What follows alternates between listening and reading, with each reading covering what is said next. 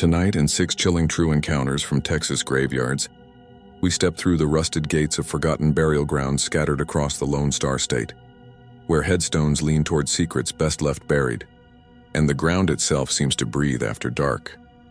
From the ghost-lit hills of Brenham to the lonely grave along Highway 36, these are real accounts locals still whisper about, lights that move on their own, voices rising from sealed tombs and flowers laid by unseen hands. This channel is just getting started, and my goal this month is to reach 1,000 subscribers. Nearly 90% of viewers never hit that button. Don't be one of them. Subscribe now and don't miss what waits in the dark corners of Texas. Before we begin, tell me in the comments, where are you watching from and what time is it right now? If your town has a cemetery that people avoid after sunset, type its name. Now dim the lights. Let the night take hold. And remember, the dead don't always stay quiet in Texas. The first night out there, the air felt like it had weight, like I was breathing through wet cloth. I told dispatch I'd do the Brenham Cemetery patrol because it was overtime, and overtime means the rent doesn't bounce. They gave me a surplus radio with a battery that rattled when I shook it, and a flashlight with a lens scratched up like it had been in a pocket with keys for 10 years. Just walk the perimeter, my supervisor said. They've had kids sneaking in with lanterns, taking spooking folks who live along the fence. He didn't say the part about the stories, but you hear them anyway. People in town call it the old hill yard, though there isn't much of a hill.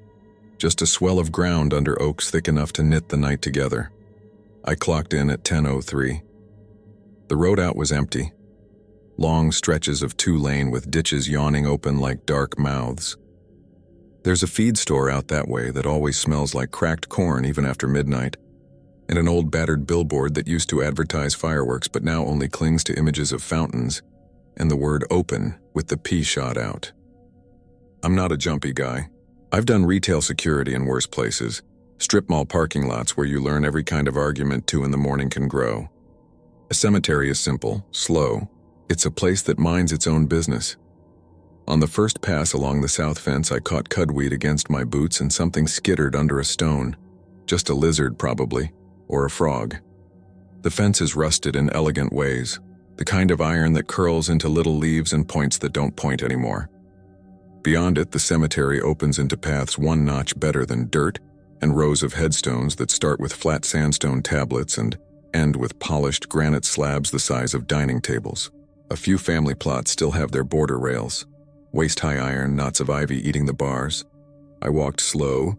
The voice of the town, crickets, far-off trucks on county roads lapped in and out. The first light I saw was small and low, the way a lantern looks if a kid sets it on the ground and walks away. I eased toward it through a lane of stones. Beyond the light, oak branches made lattice work of the sky. I had my hand on my radio because that's what you do. You put your thumb on the talk button like you're ready, like you might have to say something quick even though mostly you never do. Security, I tried softly. Sometimes that scares kids more than yelling. I'm not here to make your night worse. I just need you to pack up and go. The light didn't answer. I kept my steps careful and placed like I was on older ground than my boots deserved. As I came close, the light shifted.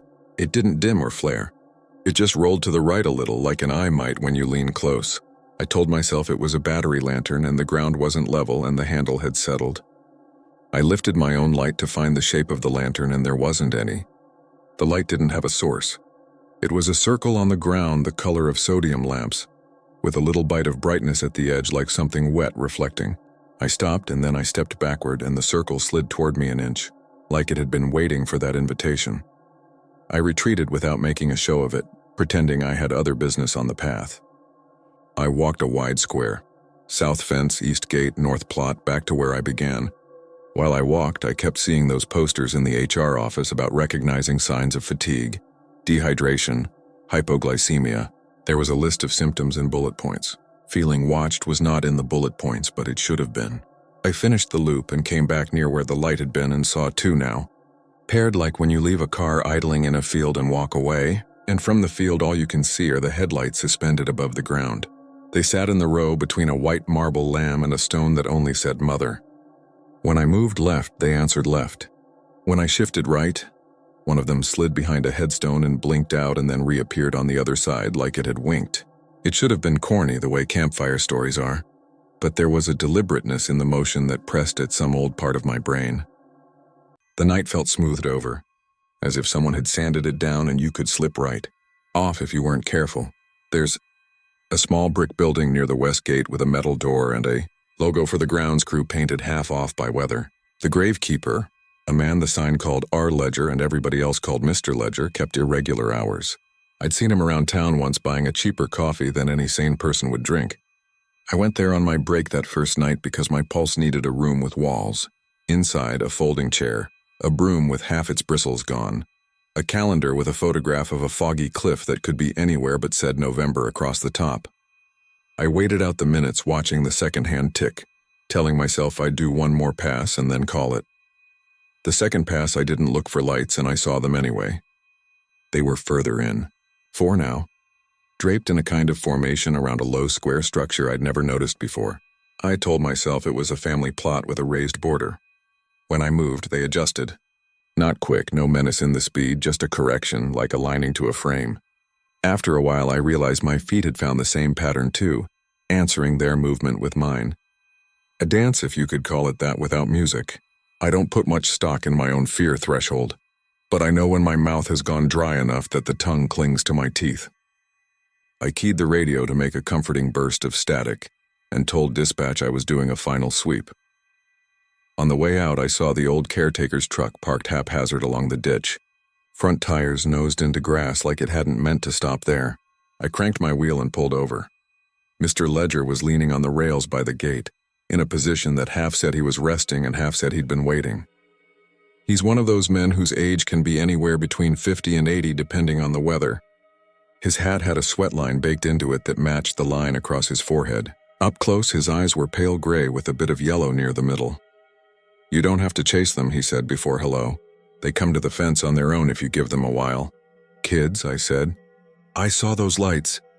And then I realized the sentence didn't know where it was going. "They move when I move." He nodded like you tell a man about the post office hours. "They learned that's how we find people in the dark. Follow the light, you survive. That's a habit hard to shake." I didn't like the word learned in his mouth. "Not out here. If you've got a roster of next of kin, I could call some folks," I said, to hear myself be useful. "If it's kids, we can..." He looked down the lane of stones the way a person listens for rain coming. "They've been watching since 1918, he said, and it was the tone of a date you keep at hand like your door code. He gestured for me to walk with him. The gate clicked behind like a slow clock.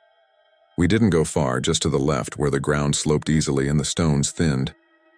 Past a pecan tree with bark like flaking paint. There was a section I would have sworn wasn't there earlier.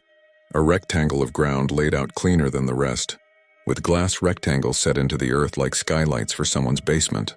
They were old glass, not smooth, wavy in the way that makes your reflection look like you're underwater. The frames were iron, cross-hatched, locked in place with bolts that had flowered into rust. "Showed them off once," he said. "The man who built them had money from a lumber mill 2 towns over. Thought this was the future of memorials. You'd come out and see your loved one one last time and the glass would keep out the elements." He left the county before it was finished. I stared down through the nearest pane. The glass was mottled with something white and crusted, like it had drank the weather too many years. But underneath I could make out shapes, a curve that might be a skull and a darkness like hair. I had to force my breath in. Ledger's hand brushed the iron frame like a farmer petting a nervous horse. "They don't always show," he said. "Took to staying down after the storm in 42 filled them with silt." He tapped the glass with his knuckle. It made a dull sound like striking a loaf of bread. The light came then, slow like an ember being encouraged. It collected in the eye sockets under the pane. No, not light exactly, something like light that hung in the empty parts. It fixed on me with the patience of a cat. I flinched because I couldn't help it, and he smiled a patient smile that held a tiny piece of pity inside. "You see now why the fence line gets talk," he said. "They drift to movement. They like patterns. Sound too. If the highway's loud, they go that direction." He said it like someone reciting a weather almanac. In the second glass box to the left, another pair of knot lights found focus and steadied. The wind, if that's what we had, stopped being moving air and became a pressure that pushed my shirt to my back. I told dispatch my battery was dying and I'd check in from the truck. I didn't want to bring the radio's little burst of human life into that place where the night had organized itself into attention. Ledger showed me the chain and the hook they used to secure the iron grates. "Never open them," he said. Not as a warning, but as a courtesy, the way you say never microwave fish because people have to live here too. The glass is set in tar. It's all rotten now. Once a hinge goes, nothing sits right again. You don't want that. It rained before dawn, the kind of rain that is more sound than water. A million soft sounds hitting leaf and iron and dirt, making the cemetery hum like a song you can't locate. I sat in the truck with the wipers on their slowest and watched the gate through the smeared arcs they made. When the rain settled, a fog rose from the ground. Not like mist, but like the cemetery was exhaling. Through that I saw the lights again, more of them, small and patient, one to a box. They didn't shine through the fog. The fog made them rounder, kinder. I told myself I was a man sitting in a truck who believed in batteries and keys, and the fact that if you turn your headlights on, you can reclaim your piece of the night. I kept the job. Money makes you brave. By the third week, I knew the sound of my boots on the gravel near the Wainwright plot, and the way the ground gives near the cedar that split and healed and split again. Ledger and I developed a schedule. We didn't speak. I'd show up. He'd appear without appearing. We'd say little and listen more. He told me once the glass coffins, he never said the phrase, but that's what they are, were filled over in the war years with mud when a section of the ground settled wrong. After that, when families came, they'd stand around the glass and talk politely about weather and recipes because any other subject was too heavy. People moved away. A lot of them never put stones. The glass sank further each season, like windows of a house you can no longer afford to keep. Strange things gathered around the edges of the work. Nails turned up on the path like spines shed by something. The radio would spit that little end-of-transmission squeal before I touched it. On a warm Tuesday around midnight, a train you couldn't see rolled by, its horn there and not, the sound shifting like it was looking for me and failing. I learned the light's habits whether I wanted to or not. If I paused by the plaque with the carved hands pointing up, they'd come nearer. If I set my flashlight down, beam across my shoe, they'd drift to the beam until their not light became part of mine. If a stray dog sneaked in and wove between stones, the lights would collect behind it. Not at the dog, but at the shadow the dog kicked up on the grass, the imprint of movement instead of the movement itself. It was not kind or cruel, only consistent. That's exactly what made it terrifying. The night it tipped from watching to following came quiet. No wind, no trucks on the road. Even the bugs took a breath. My route took me past the row of glass boxes because it always did, and because pretending not to see a thing is a kind of invitation for it to surprise you later. I walked with my beam low, an old trick to keep night vision, and I noticed the glass had sloughed the grit that usually filmed it. The panes looked cleaner, the warping easier to see through. The first pair of eyes rose in the empty skull the way a slow fish comes up to watch a dock. Another set, then another, like a string of beads being pulled up through silt.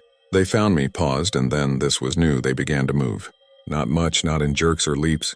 They pushed a fraction forward, up against the glass from the inside, as though something that did not have weight had decided to pretend it did. I told myself it was the barometric pressure change you hear old knees complain about. That glass can flex. That and anything else, as long as it wasn't me at the center of an attention I had not earned. I stepped back. The lights matched. I stepped left. They adjusted left, a smooth half-second behind. I turned and walked toward the oak stand and heard behind me not footsteps but a sound like finger bones ticking lightly along a tabletop. When I halted, it stopped. When I breathed, the sound toyed with the shape of my breath like it was learning a new instrument. "No," I said. To the air, to myself, I don't know. And the sound stopped as if the word had been a hand raised. I went to the little brick room because people have the illusion that small rooms save you.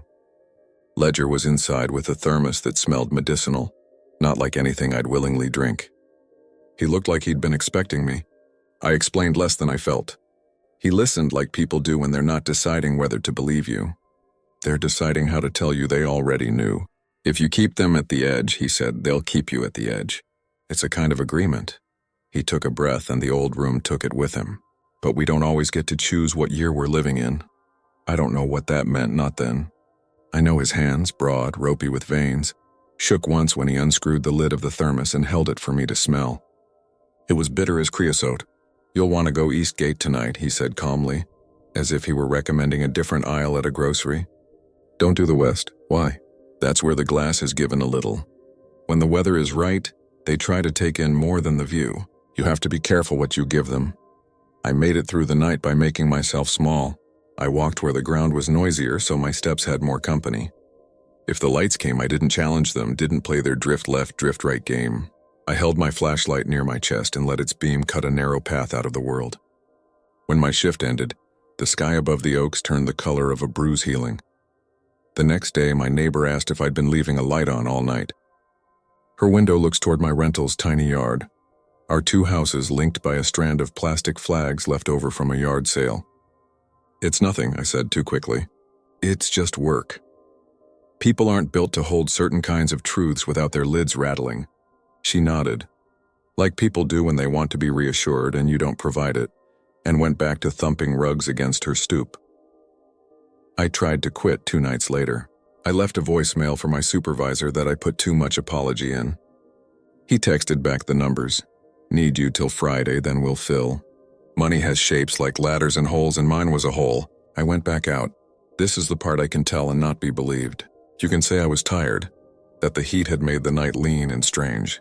You can say certain stories leak into your hours and turn your blood. Maybe all that's true. But if you'd been there, you would have done what I did, which is to make yourself as tall as you could and still be ready to run. I took the east path Ledger had told me to take and stayed away from the west, but the west came anyway.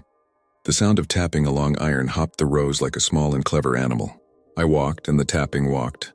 When I stopped in front of a stone that said only father and the dates were nearly washed away, the tapping stopped. The radio started its little end of transmission squeal, though I hadn't keyed it. "Don't," I said to it. My voice felt like a toy replica of my voice, the way your voice sounds in a recording. Not quite yours. The squeal died like a bird deciding the wire was not worth it. I turned there because the world told me to. When people talk about turning, they talk about it like a dramatic swing. But this was slow, like closing a heavy door. The lights were there, dozens. But no, that's an exaggeration born of fear. 8 I could count, each in its own pain, each where a skull would be. They came to the surface of the glass, which is a sentence I never thought I'd write, and they kept coming, not out, not through, but up against, pressing the glass the way a fish bumps the side of a bowl. I took a step back. They slid in the exact same measure, a parade arranged only for me. They were not bright. That was the worst of it. They were a little brighter than the night, and most of the night had agreed to be their servant. I could have run. I believe that, but the thought of what would happen if they decided running was part of the pattern made my knees feel hollow. So I did what I used to do when my son was small and woke screaming from a dream I could not enter or fix. I made my body into a shelter and tried to show it nothing could get in. I crouched. I put my elbows on my knees. I pressed the radio against my chest so I couldn't talk into it even by accident. And I waited to learn what the night asked. The oak leaves above turned in a breeze that didn't exist. The air smelled like the first minutes after a thunderstorm, penny metal and dust. In the far lane, down by the plaque with the pointing hands, I heard Ledger walking.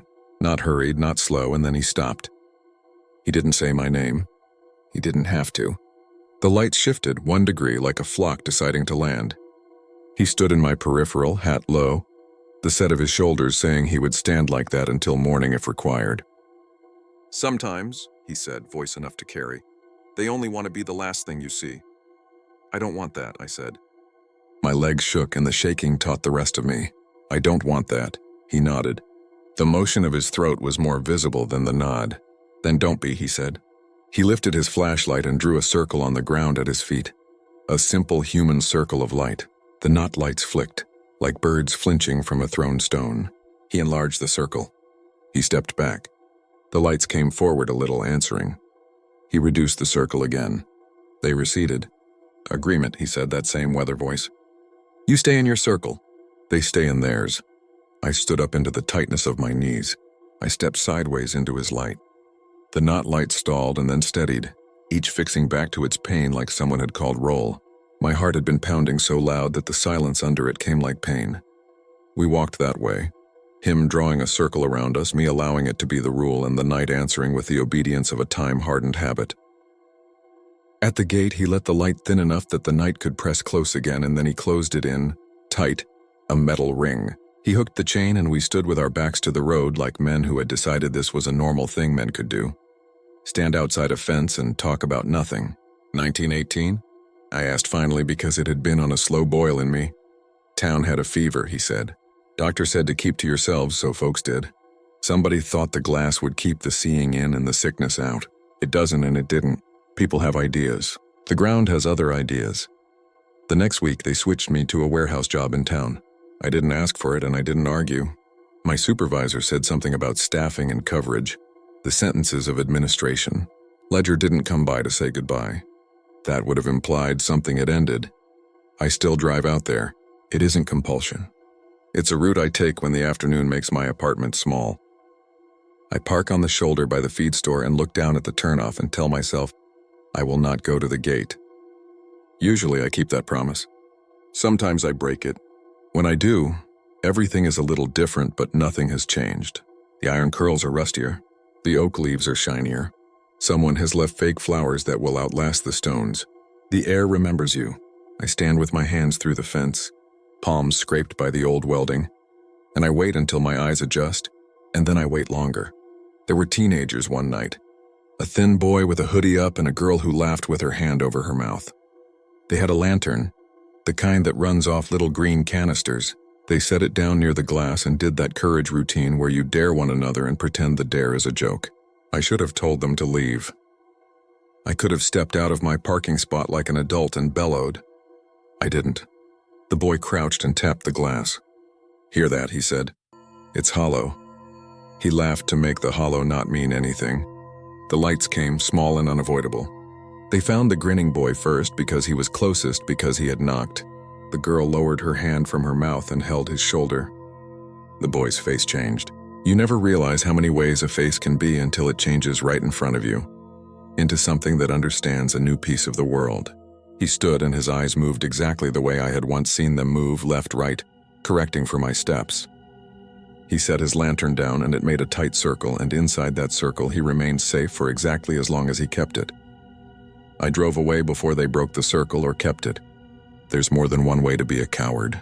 There are weeks now when I sleep through without remembering much, and there are others when I dream I am the glass and the world presses against me, wanting in. The dreams smell like wet iron and pecan leaves and the paper rot of old ledgers. In the morning I wake with a webbing of light in my vision that takes a minute to resolve, like my eyes need to come back from somewhere. You want a lesson? I can hear it in the way people tilt their heads when I talk. I don't have one that will sit nicely on your shelf. You could say this: there is a pattern in the world and there are things that make themselves into the shape of what you expect. You could say, if you offer a circle, be prepared to live inside it. You could say some years never end. I drive the route sometimes with the radio off, and when the road turns quiet and the ditches open their black, I check the rear view without meaning to, knowing there is nothing to see, and that if there ever is, it will not be bright. It will be a little brighter than the night, patient as arithmetic, waiting to learn my movements so it can follow me home. The first time the dog came out of the mesquite, I thought it was a shadow, torn loose from the fence. I was raking wind-blown oak leaves from the older section, the stones with soft faces and leaning shoulders. When I felt that feeling you get right before a summer storm, air turning heavy, all sound flattening as if someone laid a palm across the day, I looked up and there it was, halfway between the creek bed and the pauper's row, rib-thin and dust-colored, ears pricked like small torn flags. Folks around Weatherford Bend call me Ellis, or the caretaker if the conversation's polite. I've kept the place for years, long enough to know every ant bed and every dip in the ground where the casket settled wrong. The dog stood there with the wary calm of something that's learned. People can be worse than hunger. I didn't speak. I just opened my lunch pail and set the heel of my biscuit on the grass, kept working, and pretended I hadn't noticed when it drifted closer with that light. Careful stepdogs get when they're gambling on kindness. By the third night, the dog knew the shape of my routine. I finish my last rounds at dusk, padlock the gates, and take the path that cuts through the mesquite toward the shack I rent from the cemetery board for $50 a month. The shack's honest about its age. The screen door whispers when it closes. The window frames smell faintly of mildew, The little bedside lamp sizzles when the bulb warms. It's just a cot, a hot plate, a chair, and a narrow shelf of paperbacks that don't have many endings because people kept borrowing the last chapters. I keep a calendar on the wall where I pencil in the scheduled burials, the mowing days, the delivery from the stonecutter out on County S.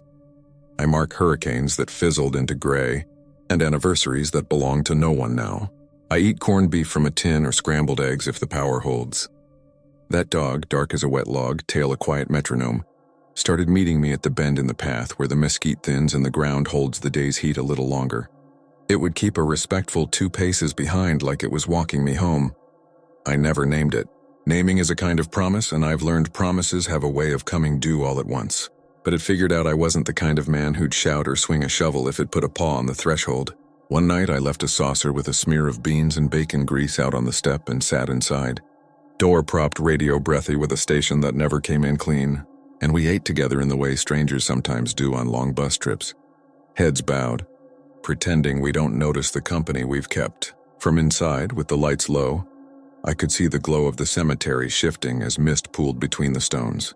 The dog's back caught a bit of that glow and turned slick like river rock. When it finished, it shook itself and the shake sent a patter of grit onto my floorboards, thin as flour. I told myself it was road dust from some ditch where it slept. I told myself a lot of things in those days. Business had been slow that summer. The town doctor calls it a blessing. The funeral director calls it a problem, and I call it a chance to repaint the tool shed door. I think I've dug more holes than spoken apologies. The ground on the back half of the cemetery is stubborn, the kind of clay that clings to the shovel and gives up its stones by degrees. We mark out each plot with twine and wooden stakes, measure twice, and calculate the settling so the mound won't hump like a whale once the earth breathes out. People don't think of graves as work. I can show you the strap burns on my palms that say otherwise. Early in the week, I sharpened the mattock and laid out the line for a plot marked on my schedule as Hargrove, Section D, Row 3. Mr. Pate, brittle man from the board with a voice like a splinter, called me at dawn. "Don't go too far ahead on digging, Ellis. The sun's driving in and he's particular. He wants the grave where the grandparents can watch." I said I'd wait. After he hung up, I looked at the calendar, and I looked at the clouds building a chalk edge to the sky, and I decided I could move topsoil without opening the ground. I've never liked leaving work to sit idle. Half-completed tasks curdle like milk. That afternoon, the dog didn't meet me at the bend. The path felt oddly wider, as if something had trimmed the edges. I slowed at the crest where you can see all the way down the central lane and out to the mesquite fields whose scrub looks like brush strokes. I thought, it'll come, it knows my walk. But no soft paws scuffed behind me. When I reached the shack, the saucer I'd left from the night before was gone from the step. Not cleaned, not tipped, just gone. The screen door whistled on a draft. Inside, the corner smelled like the faint, cold sweetness of earth after rain. I stood with my hand on the jamb for a long time, more tired than the day could explain. I didn't find the paw prints until morning. A fine track line on the floorboards ran from the open door to the cot. You wouldn't have seen it unless you knew how dust settles. One print stepped neatly on the frame slat, another on the corner of my folded blanket, and the last 2 were smudged, like the paws had pressed into something damp and reluctant. I bent close and sniffed, feeling stupid and a little crazy. Not wet dirt. Not exactly. Something like the air under a house. I swept them quietly with the worn straw broom and, like a man does when he's decided not to think new thoughts, I boiled coffee in my dented tin and kept my eyes on the steam. The grounds were clean after a small storm. Storms at night do me a kindness. They knock oak litter clear from the stones. I made my rounds with my clipboard. Section A, the ridgebacks and the barrows, tidy. Section B, the children's row, always feels colder because the shaded grass keeps its dew. I don't linger there. Section C, where the field sinks, needed refill. Then I saw it. A narrow stripe of fresh dug clay just past the line where no stakes had been set, no string stretched. I stood still until I could count my breath slow and even. Maybe the backhoe did it on a day I forgot. Maybe Mr. Pate arranged one of his special favors where he sells a plot twice and settles it with a wink and a bottle. I've seen the way grief fogs the math, but the cut of the ground told me this was new. Even edges. Soil rucked back and stomped by a small boot. Whoever dug it knew enough not to leave the pile tall. The mound hunched like a sleeping dog with its nose tucked in. My first thought was to call the sheriff's office. My hand actually moved for the radio clipped to my belt before I remembered the last time I called in something that sounded odd out loud. "Alice," Deputy Hanks had said, kindly pitying, "you spend too much quiet on those acres. You can hear your heart thump and think it's footsteps." He brought me a paper cup of station coffee, and that was the end of it. You can only be humored so many times before you audition your dignity in every word. I decided to find my own answers first. I stepped around the mound, careful as a man handling a sleeping child, and bent to peer at the head of the grave where the temporary marker should be. There was one. A small marble slab had already been set, too quick for any legitimate order. The surface had that powder you get when stone is newly cut, a fine film like the breath of the chisel. I wiped it with my sleeve and saw my name. Not just my name, but the whole weight of it. The way an official line looks when it has been proofed twice by someone who enjoys ink. The birth year was right. The second date was a blank underlined, as if waiting for a teacher's red pen. Ellis Norrie, then a phrase, "the quiet hand." I stood so fast my knee crackled. I looked back over my shoulder, the way you do in your kitchen when you're sure you left the stove on. Sunlight pressed the graves flat. No one was out.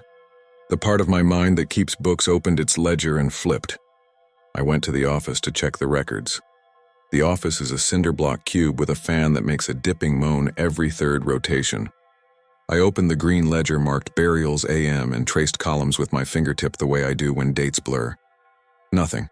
I pulled out the orders box, the one for the next 30 days, where white envelopes sit with their folded contracts and checks stapled to corners. No order for a stone with my name. I went to the phone and called the stone cutter, Marvin, whose workshop is a holy mess that smells like limestone and bad coffee. "Marv," I asked, mouth dry with the taste of dust, "you got an order for Ellis Norrie?" He laughed, thought I was making a joke because he knows I don't spend time with people who can tally. "I told you," he said. "Nobody wants you gone, Ellis. You're the one knows where all the leaks are." I asked again and his tone shifted. I heard paper shuffle. "No order for you," he said. "But I did cut 3 small markers last night for Pate. He said they were placeholders. Didn't give names. Paid cash." He cleared his throat. He looked old tired, Ellis. Tired like I get when I think of my father's hands. When I hung up, I was shaking. I told myself it was anger at Pate for spending money the committee didn't authorize. But what settled in me felt different, low and slow and settling like a cold that chooses a house for winter. I locked the office, locked the front gates, habit even in daylight, and walked back to the plot with a shovel on my shoulder. The dog was there before me, sitting a polite distance from that small marble. It wagged once when it saw me and then held still. Amber eyes fixed not on me but on the ground. Mud traced its paws up to the elbow, and in the fur there were small white crumbs that weren't stone and weren't grubs, and weren't anything I could name without saying the wrong thing. I stopped at the edge where the clay went from old to new, and we looked at each other, me and that silent animal, with the empty space between us full of work that hadn't yet happened. "You didn't dig this," I said, voice thin in the hard light. I don't know who I meant. The dog lowered its head and laid its chin on the earth where my name waited. A man does what the day asks him to. I took the shovel and slid it into the lip of the mound. The first bite told me this cut had been recent. Clay hadn't had time to harden. I threw the shovel back, a motion I've repeated enough to be a dance. The dog stayed curled near the head as if keeping watch. Sweat glassed my skin.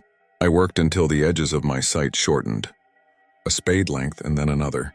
Somewhere in there, maybe at 4 feet, the air cooled on my face and I breathed out and heard the breath come back, thin and fast. I stopped, listened.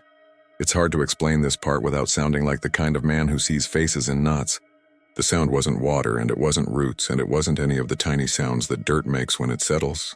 What it sounded like, down where the light slid in and made a small square against dark, was a dog's tail thumping against thin wood. 1, 2, pause, 1, as if it was matching a rhythm I hadn't known I kept. I dropped the shovel. I think I said no out loud, not to anyone, just to the air. I backed up and sat right down on the grass with my legs open like a child because, for a moment, the world tilted.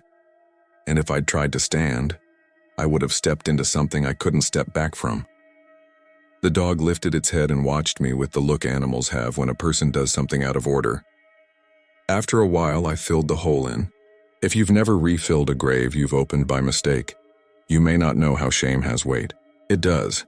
It makes the shovel bite shallow because it feels like you've done a rude thing to the planet. I tamped the ground smooth, set the sod like a blanket, and backed away without looking down at that marker again. I thought about telling Pate. I walked to the office and picked up the phone and set it down again, my fingers making damp smears on the plastic. Pate would turn it into a story he could sell in the back room of the hardware store. The kind men drink to when they don't want to go home yet. Old Ellis saw his own name, he'd say, tapping his ring against the counter. Spooked him good. I thought about the pastor from the small church on Maple, the man with a whispering voice and a habit of wringing his fingers as if trying to get blood back in.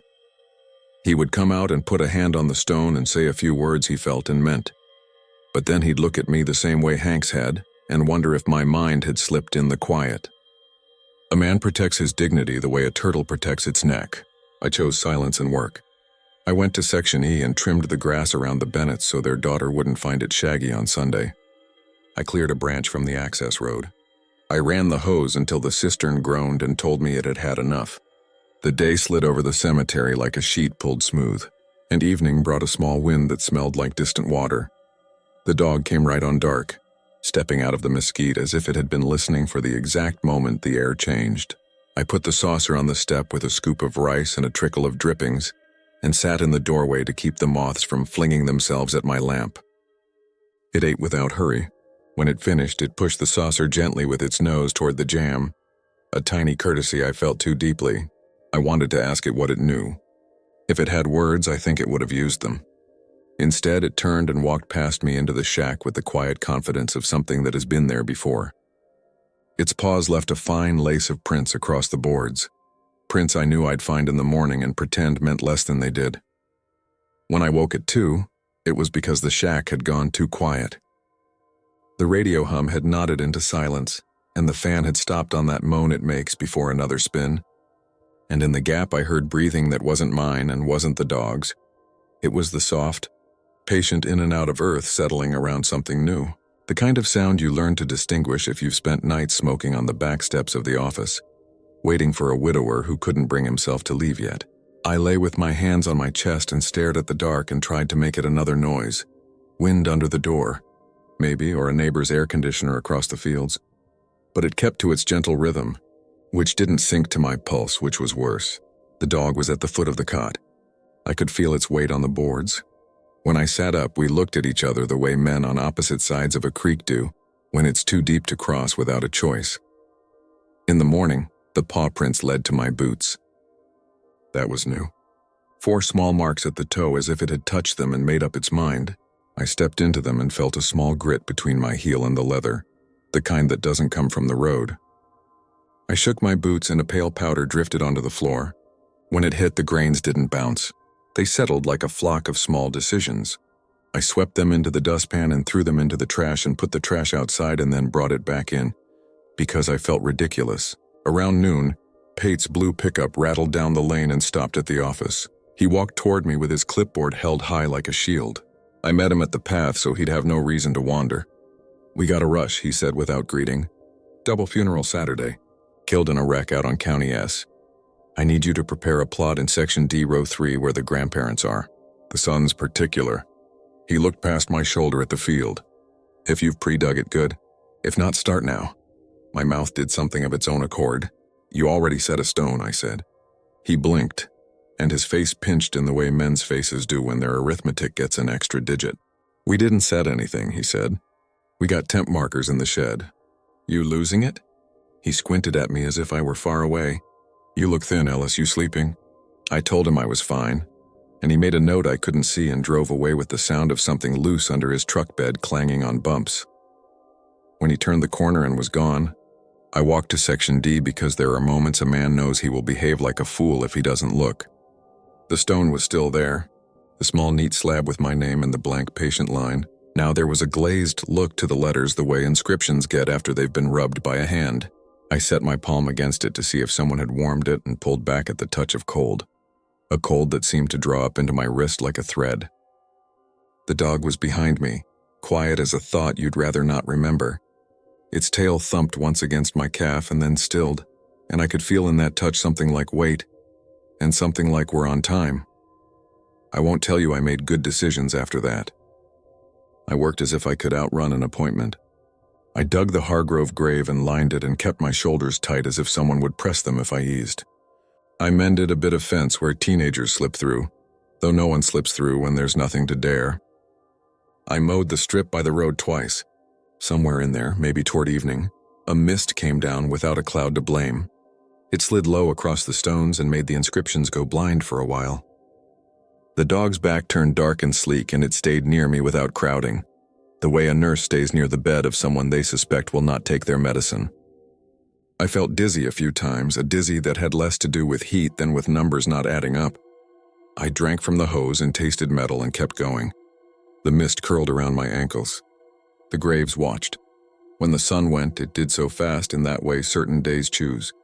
I locked the gates, habit again as if locks decide anything, and took the path home with the dog 2 steps behind. Halfway, it brushed my leg in a way that felt like a suggestion, and I turned not toward the shack but toward Section C, where the ground sinks.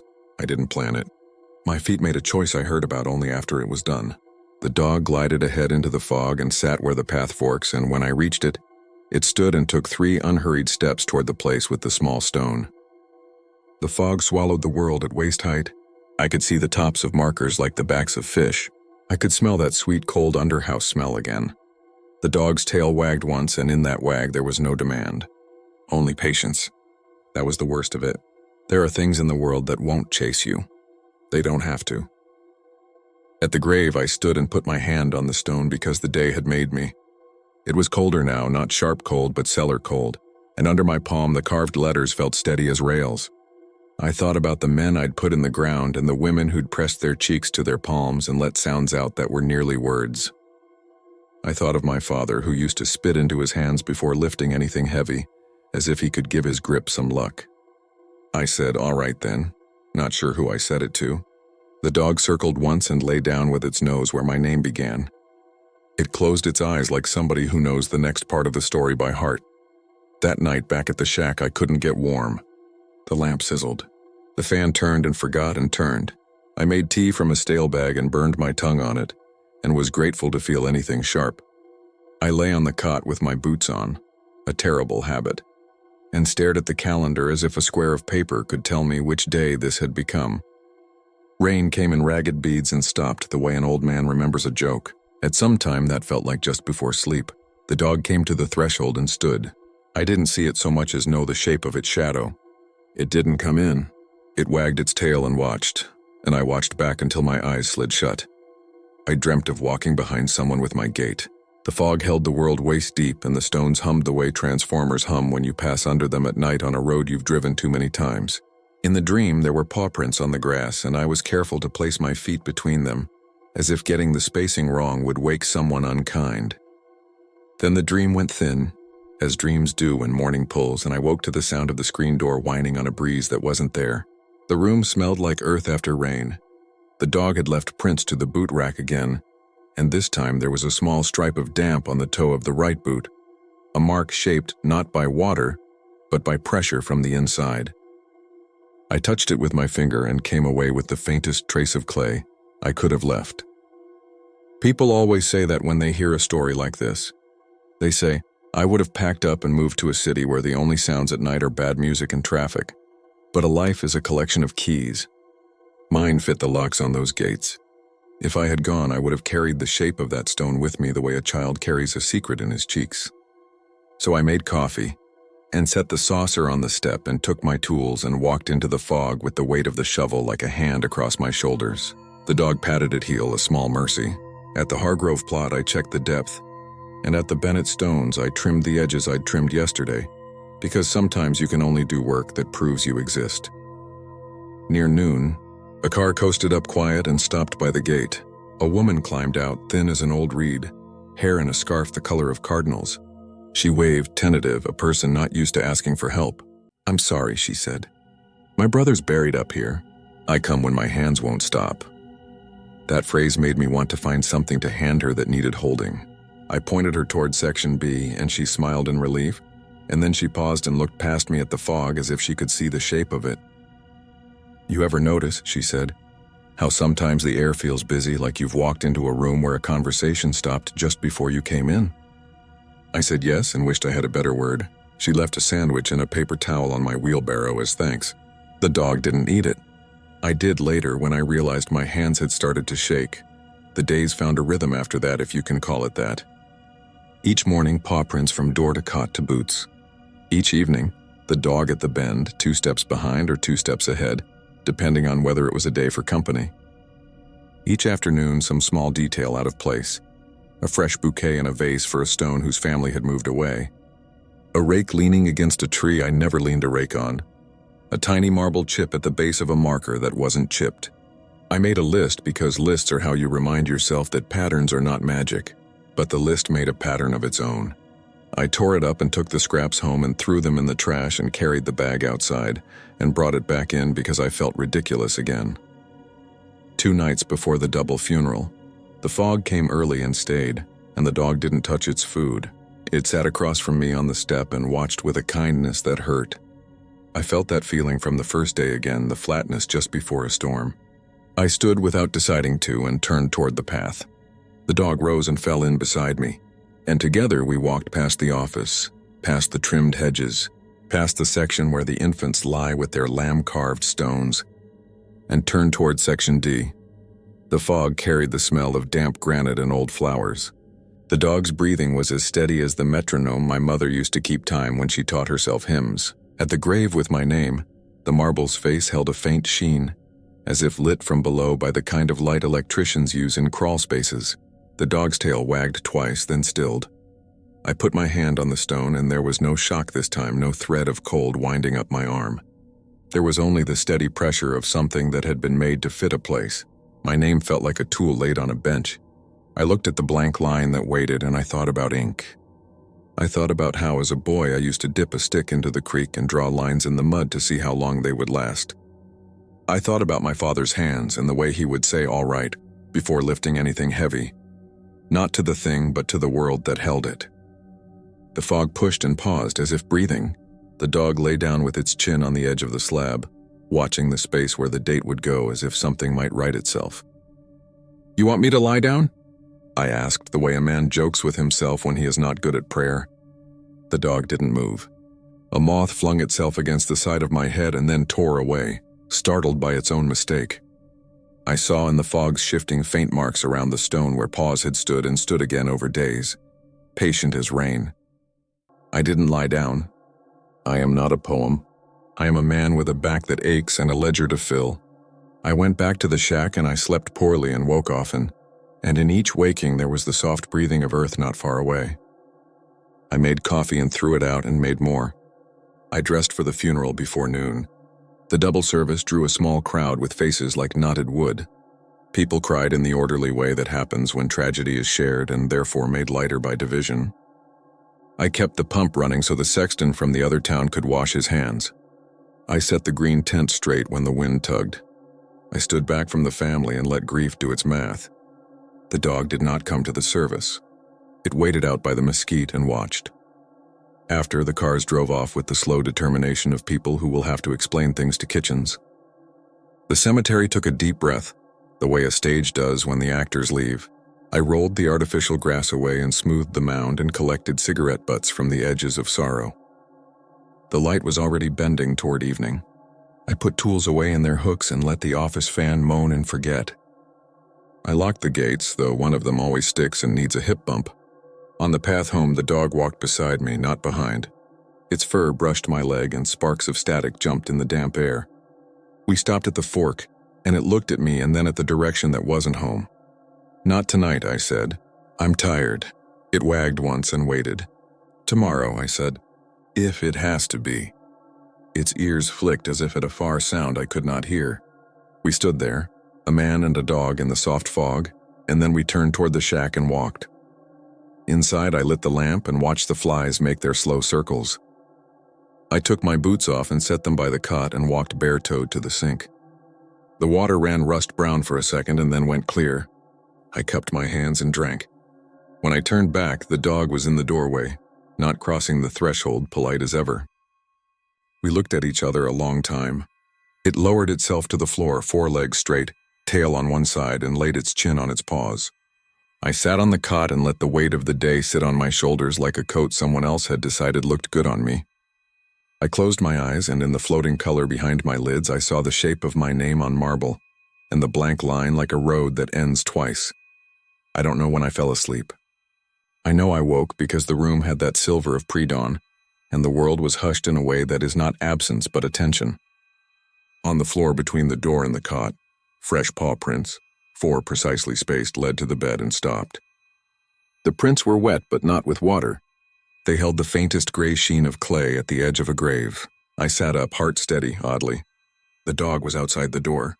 I could see its silhouette against the paling fog, tail wagging slow and patient, the way a friend waits at the curb when you said you'd be right there. I set my feet on the floor and the boards were cool. My boots sat where I had left them, toes pointing at a small mark on the floorboard. A dent I had never noticed, shaped like the corner of a stone, set down gently once and lifted again. I stood in the room, gave a quiet creak like an old man's joke landing.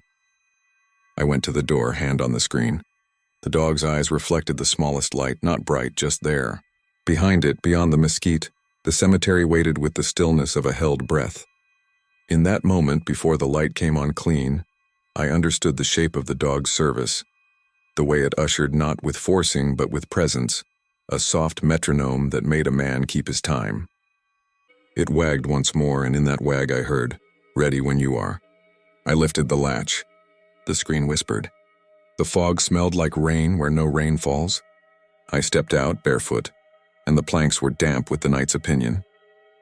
The dog rose, shook a small shiver from its coat, and turned toward the path, tail up, confident with knowledge that needs no persuasion. I took a breath and tasted earth. Then the sun moved, a pale, thin coin sliding behind a cloud, and the headstones in the distance caught for an instant and let go, as if they had blinked. The dog looked back once to make sure I was there. I was, and from the far rows where names fade to the color of the air, came the soft, even thump of a tail against thin wood, keeping perfect time. I'll tell this straight because there isn't a way to dress it up. The city line blurs out there by the old mission, where the last cul-de-sacs give up to mesquite, chain-link fences sag, and the floodlights on the soccer fields don't bother reaching past the ditch. The mission's been locked up since I was a kid. Most of the roof is gone, and a vine with flesh-colored flowers has climbed the bell wall like it's trying to finish the job the wind started. Behind it there's the graveyard, 19th century, fenced but not well, with stone markers that lean like drunks and iron hoops in the dirt that look like somebody began a project and then moved away. On maps, it's a gray rectangle you can tap and forget. On the ground, it smells like dust and creosote and the sourness that hangs above standing water after a hard summer. No one visits except the kind of people who go places because no one else does. That's how those kids found it. I worked nights, patrol unit 5 minutes from that mission. Our loop takes us past a warehouse that keeps odd hours, a row of car lots, and the frontage road that passes the mission wall. They call me Crowley on the radio. You never heard of me, and that's fine. Most of what I do ends with a report and a coffee gone cold. Sometimes a neighbor calls because a raccoon has learned how to open the green bins. Sometimes we go check a sound. In the summer, I keep a towel folded on the passenger seat to put behind my back because the seat foam, after 11 years, pushes a ridge against the left shoulder blade that makes a night last twice as long. You file these details away because they're what keeps the world real when something else is trying to argue it isn't. I noticed them first because their car faced the wrong way in the turnout. The sun had just slid behind the low ridge where all the radio towers stand at attention. The light went copper. The bugs came out. The heat bled into wind. I was going to give them a move-along speech and maybe a warning. I was 30 feet off when I saw their setup. Phone on a little tripod. Another phone in the girl's back pocket, its flash blinking a metronome. The boy had a shirt the color of watered tomato soup and hair the wind kept teasing over one eye. She wore black and a cargo vest loaded with pockets, the kind you buy because it feels like permission. They weren't drinking or climbing, just excited in that way people get when they're doing something wrong but small. I waved, and the boy, Jeremy, I learned later, gave me a practiced grin and said, "We'll only be a minute, sir." Doing a trend thing? Like a local legend. The girl, Val, short for Valencia, a name her mother would later say is too pretty for the way the night knotted around it, Said, "Grave bells. People used to be buried with ropes and bells in case, you know." She flicked her eyes at the iron hoops beyond the fence and made a little gesture like pulling a string. "They say there's still one here." "You're on private property," I said. And it was true if you looked at the faded city sign, but the mission belongs to a trust that exists mainly to write letters no one reads. "We'll be quick," Jeremy said. "We're not breaking anything. We'll keep to the path." "If you hear a bell," I said, "because you do stupid things when you're trying to be charming, even in uniform and with a light bar, don't answer." They laughed. I laughed. It was a joke, but you know how jokes wear clothes you don't expect until the party ends. They hopped the fence easy as kids who've hopped a lot of fences. I watched long enough to be sure they weren't going to push over a marker or light anything. The last light ran down the stones like water. Bats came out of the mission's ribs. The wind carried voices over the graves. I told dispatch I was doing a pass and looped around the mission to the far side, where the brush grew up high and the metal fence had a missing panel with a warning wired over it that said nothing in particular. I took my usual path back to the frontage road. The bell didn't ring then. You should know that. I went on with my shift. There are ways to tell stories like this. Noisy, with blood on every syllable. That's not how this felt. It was the low kind of bad that sneaks around the corners of ordinary things. At 8:20, I responded to a landlord screaming at a tenant because they were grilling on a second-floor balcony. At 9:05, I parked behind the convenience store where the night clerk keeps the back door propped with a cement broken from the curb. He had a half-filled crossword and one of those single-serve instant soups a person eats only because taking a break feels like theft. The radio static was quieter than usual. The moon came up pale as coin. The first call about the mission didn't come until after 10. Unit 12 got a noise complaint at the San Mission grounds, dispatch said. Caller reports a bell. Repeated ringing, ongoing. Also reports voices. The clerk looked at me over the rim of the flimsy paper cup. "They do weddings out there now?" he asked. "Weddings don't usually rate a noise complaint," I said, but I smiled. For a second, I pictured the kids dancing among the stones, wired to the gills with their prank, looping a bell on a string to make a point for their little audience. Annoying, not criminal. I told dispatch I'd check it out. The mission looks different at night. The holes in the walls turn into mouths. The vine that seemed pretty in daylight hisses in the wind, because the leaves rub against the old stucco and every friction becomes a sound you're sure is a whisper. There's no electric on the grounds that still works. The fence vibrated a little when I touched it, as if something small were using it to move in the dark. Another car had pulled onto the turnout, but I couldn't see shapes inside. The bell, if that's what it was, rang once. A flat, clear tone that would have sounded homely from a church tower, but sounded like an order from under the earth when it came from behind those leaning stones. It rang again, and I couldn't help counting. 357. Someone with a sense of humor would have loved that. I called out, nothing official, just folks, because you try to announce yourself before you shine a light in someone's face. The tone rang again, sharper. I let myself through the fence panel that barely kept honest people honest. The ground softened under my boots, that dry on top, damp underneath texture it gets when the irrigation canal spills and the soil drinks slow. Every step brought the bell closer until the ringing felt less like sound and more like a nudge in the jaw, the way an old filling buzzes at the dentist. Beyond a hedgerow of prickly pear, there it was. I could see it because the moon had moved, and you know how sometimes the night picks one thing and spotlights it like a stagehand's finger? The device stood at a grave that had sunk in on itself like a couch cushion after a big man stands up. A short iron pole planted next to the stone. A bracket at the top. From the bracket hung a bell, hand-sized, greened with time. Its clapper flashed like a fish when it swung. A rope, no, not a rope, a cord wrapped in old cloth, ran from the bell along the dirt, disappeared down a rusted pipe driven into the earth at an angle near the head of the grave. The bell rang without a hand on it. Wind can do that, you'll say. Wind did move through, yes, chattering the live oak leaves into a sound like 1,000 little hands. But the bell's motion fought the wind, not with it, and the cord twitched in little pulses, as if someone tied to the other end were pulling with fingers and then letting go. There was a phone on the ground. The tripod lay on its side. I recognized the tomato soup shirt bunched near the base of the stone, the color turned black by moon. I called more than once. I said names I hadn't yet earned the right to say, Jeremy and Miss, because I'd seen them, and that becomes a thread the night can pull. The grass had been scuffed smooth by feet. There was a shallow divot in the softened earth the size of a person's heel. The bell chimed on an offbeat and the cord quivered like something testing a knot. If you're waiting for screaming, you won't get it here.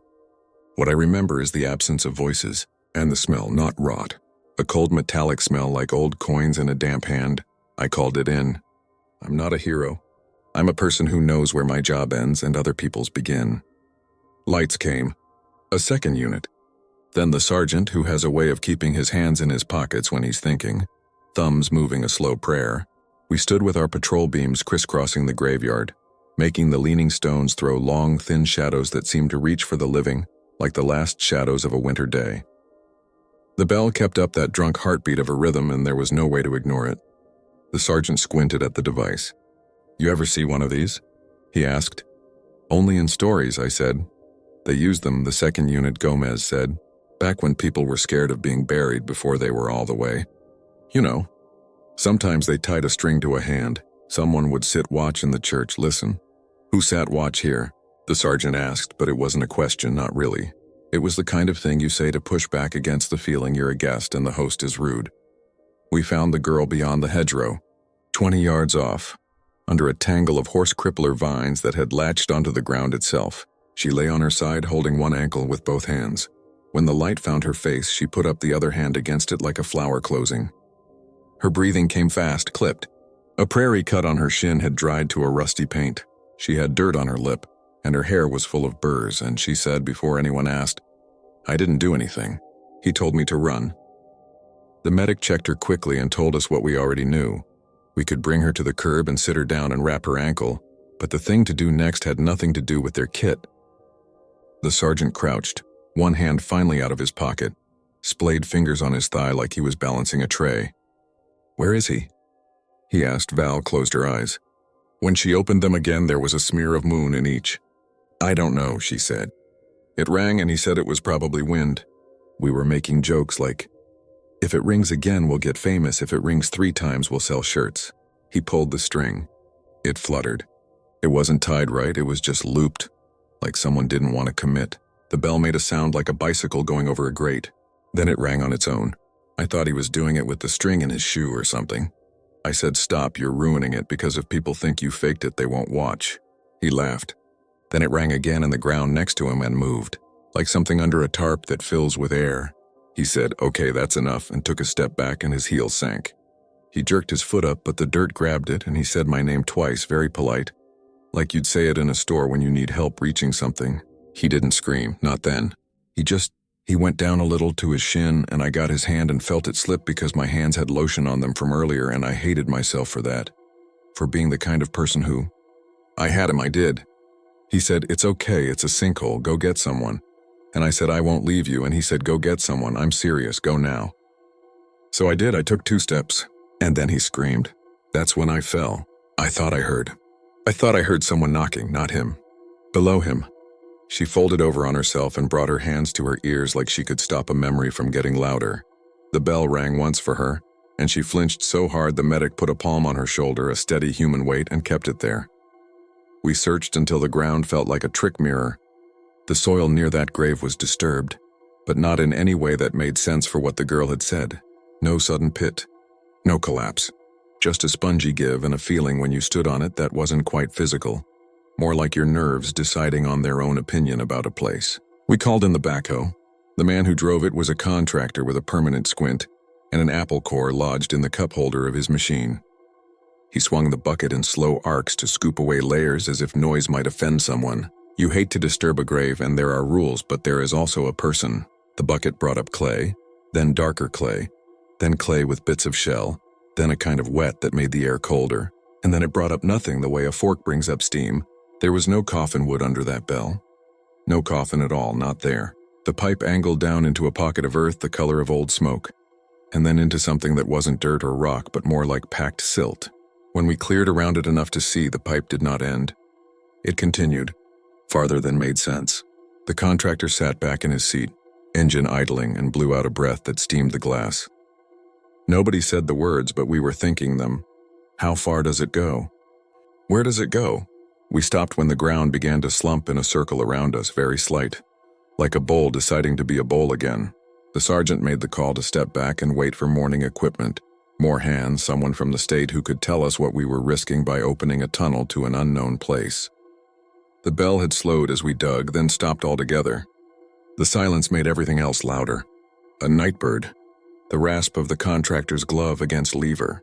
Gomez shifting his weight from foot to foot because he'd stepped in something and didn't. Like the idea of it drawing on his soul. They took Val to the hospital for the ankle, and the shock that doesn't always show up on monitors. The sergeant told me to hold the scene.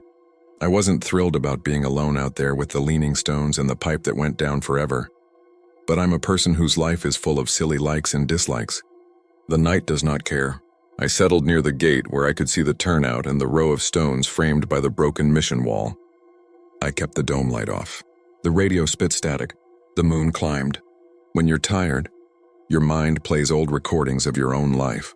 That's what I told myself when I dozed and woke to hear, far off and small as a memory someone didn't want to play but left on anyway, a bell. Here's the thing. The next morning, someone found the other phone. Not in the graveyard proper. It had been thrown over the fence and lay under a sprig of tamarisk, lens spidered, case filthy. The sun came up red through wildfire haze from a county over, and a light breeze folded the old flags wired to the mission gate like they were tired of saluting. We bagged the phone and brought it in. The tech said the battery had drained.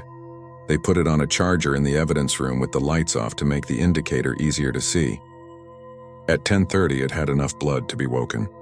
We stood in that small room that always smells like cardboard and toner, and we watched the same way you watch a thing you half want and half pray ends before it starts. Val couldn't be there. Her mother had drawn her into an apartment whose blinds were shut and whose carpet had small brown blooms like someone watered a plant too hard for years. So it was just us, and our sergeant and the tech who knows his job too well and has learned to keep his face arranged so no one looks to it for permission to feel. The video opens on dusk. You know the color of it. The sky like old bruise and the ground taking the color out of everything. The camera lies on its side so the world is a tilted field. You see Jeremy's sneakers and the nose of the stone with the bell itself a cut moon. Someone laughs, Val, light and nervous. You can hear the bell's cord whispering through old fabric as it's handled. Jeremy says this is easy content, and then in the background softer, don't worry, it's not like, and the rest gets eaten by wind. He pulls the string. The bell makes the same great note I heard later, and he says, okay, do it again. And the screen goes busy with the jitter when he bends down in front of the lens and all you see is the blur of his cheek and his mouth saying something like, angle's bad. And then his movement opens the frame again and there's the bell and the string lying in a lazy S and the clapper barely swinging. The bell rings. He doesn't touch it that time. It rings in a pattern that doesn't feel like wind. Twice. You hear Val say, that's good. Half laugh, half awe. He kneels to pick up the string, and what the camera sees next is not him or the bell or Val, but the ground. The soil has a texture you don't notice until the world cares to show you. It looks like the skin on a cooled pudding. It's flat and unremarkable until a ripple passes under it, slow at first, then faster, heading toward his heels. He reaches for the rope and the ripple reaches him, and he pauses as if someone said his name not with a voice but with a touch. He stands abruptly and his back foot sinks a little. He looks at Val, not at the camera. He says, it's okay. And the word okay stretches because he's trying to make it a true description instead of a hope. He pulls his foot up and it comes free with a sound like a boot out of very wet mud, even though the ground looks, to the camera, pretty dry. He takes a step back and the ground follows. I can't explain it better than that. Like the earth didn't want to lose contact. He turns and frames himself like he's about to deliver a line, the practiced face people make when they're used to reflecting light, not absorbing it. He opens his mouth, then flinches and looks down. Hey, he says, conversational, almost offended, not at Val, at the idea itself. Knock it off. The bell rings once, very clear, and the string twitches toward the pipe as if a hand below has jerked it to remind everyone of the treaty. He reaches down like he's going to unloop it, and the ground heaves once. Not a collapse, not a hole appearing. A heave like breath. He drops to one knee, not by choice. His other foot slides and the camera stutters because the person holding it, Val now you can tell by the shadow of hair across the lens, takes a step back. Jeremy says her name in the same tone she described. Polite, as if requesting a thing from a shelf, and she grabs his wrist and the camera jounces and the sky goes white and then the bell makes a long, low sound that goes on too long for that size bell. Longer than a clapper would swing if gravity and friction were the only rules. His face rises into the frame, pale in the tilted light, and the muscles in his jaw jump as if he's being held somewhere the camera can't see. He says go, and she says I won't, and there's an argument between those two syllables that takes longer than marriages. The camera drops. It lands on its side again, and the lens captures only slivers. The bell's bracket, a strip of sky the color of old milk, a wedge of his shirt, the churn of his hand, the buckle of her shoe. The sound, though. The sound is everything. Dirt pattering like rain. The low bell. The old vine rasping somewhere, and under it very plainly once you know to hear it, a knocking. Not frantic. Not the hammering of a person out of air. Deliberate. The way someone would knock who knows the door will open eventually if they keep to the schedule. He screams just once. You can tell his breath is being tamped down. It isn't a torn throat sound. It's a wordless version of the face you make when something takes more from you than it had any right to. The camera tilts and for an instant you see it. The ground right beside the pipe dents inward in the shape of a hand. There's no hand there, just the impression, the exact hollows and knuckles as if the earth remembered a body more clearly than the body remembered itself. Val off camera sobs, I'm sorry. And then there's a scrabble and the bell slams once the way a door slams in wind. The video keeps going another 20 seconds. It captures clouds thickening and a moth batting helpless among the grasses. Then it ends. The family came in. They always do. There are chairs in a room where people are asked to sit because standing makes the body think it can act. Val's mother wore a shirt with the sleeves rolled, so even in the cold room, you could see the faint line where she stopped caring about 10 years ago. Jeremy's father kept taking his phone out of his pocket and putting it back.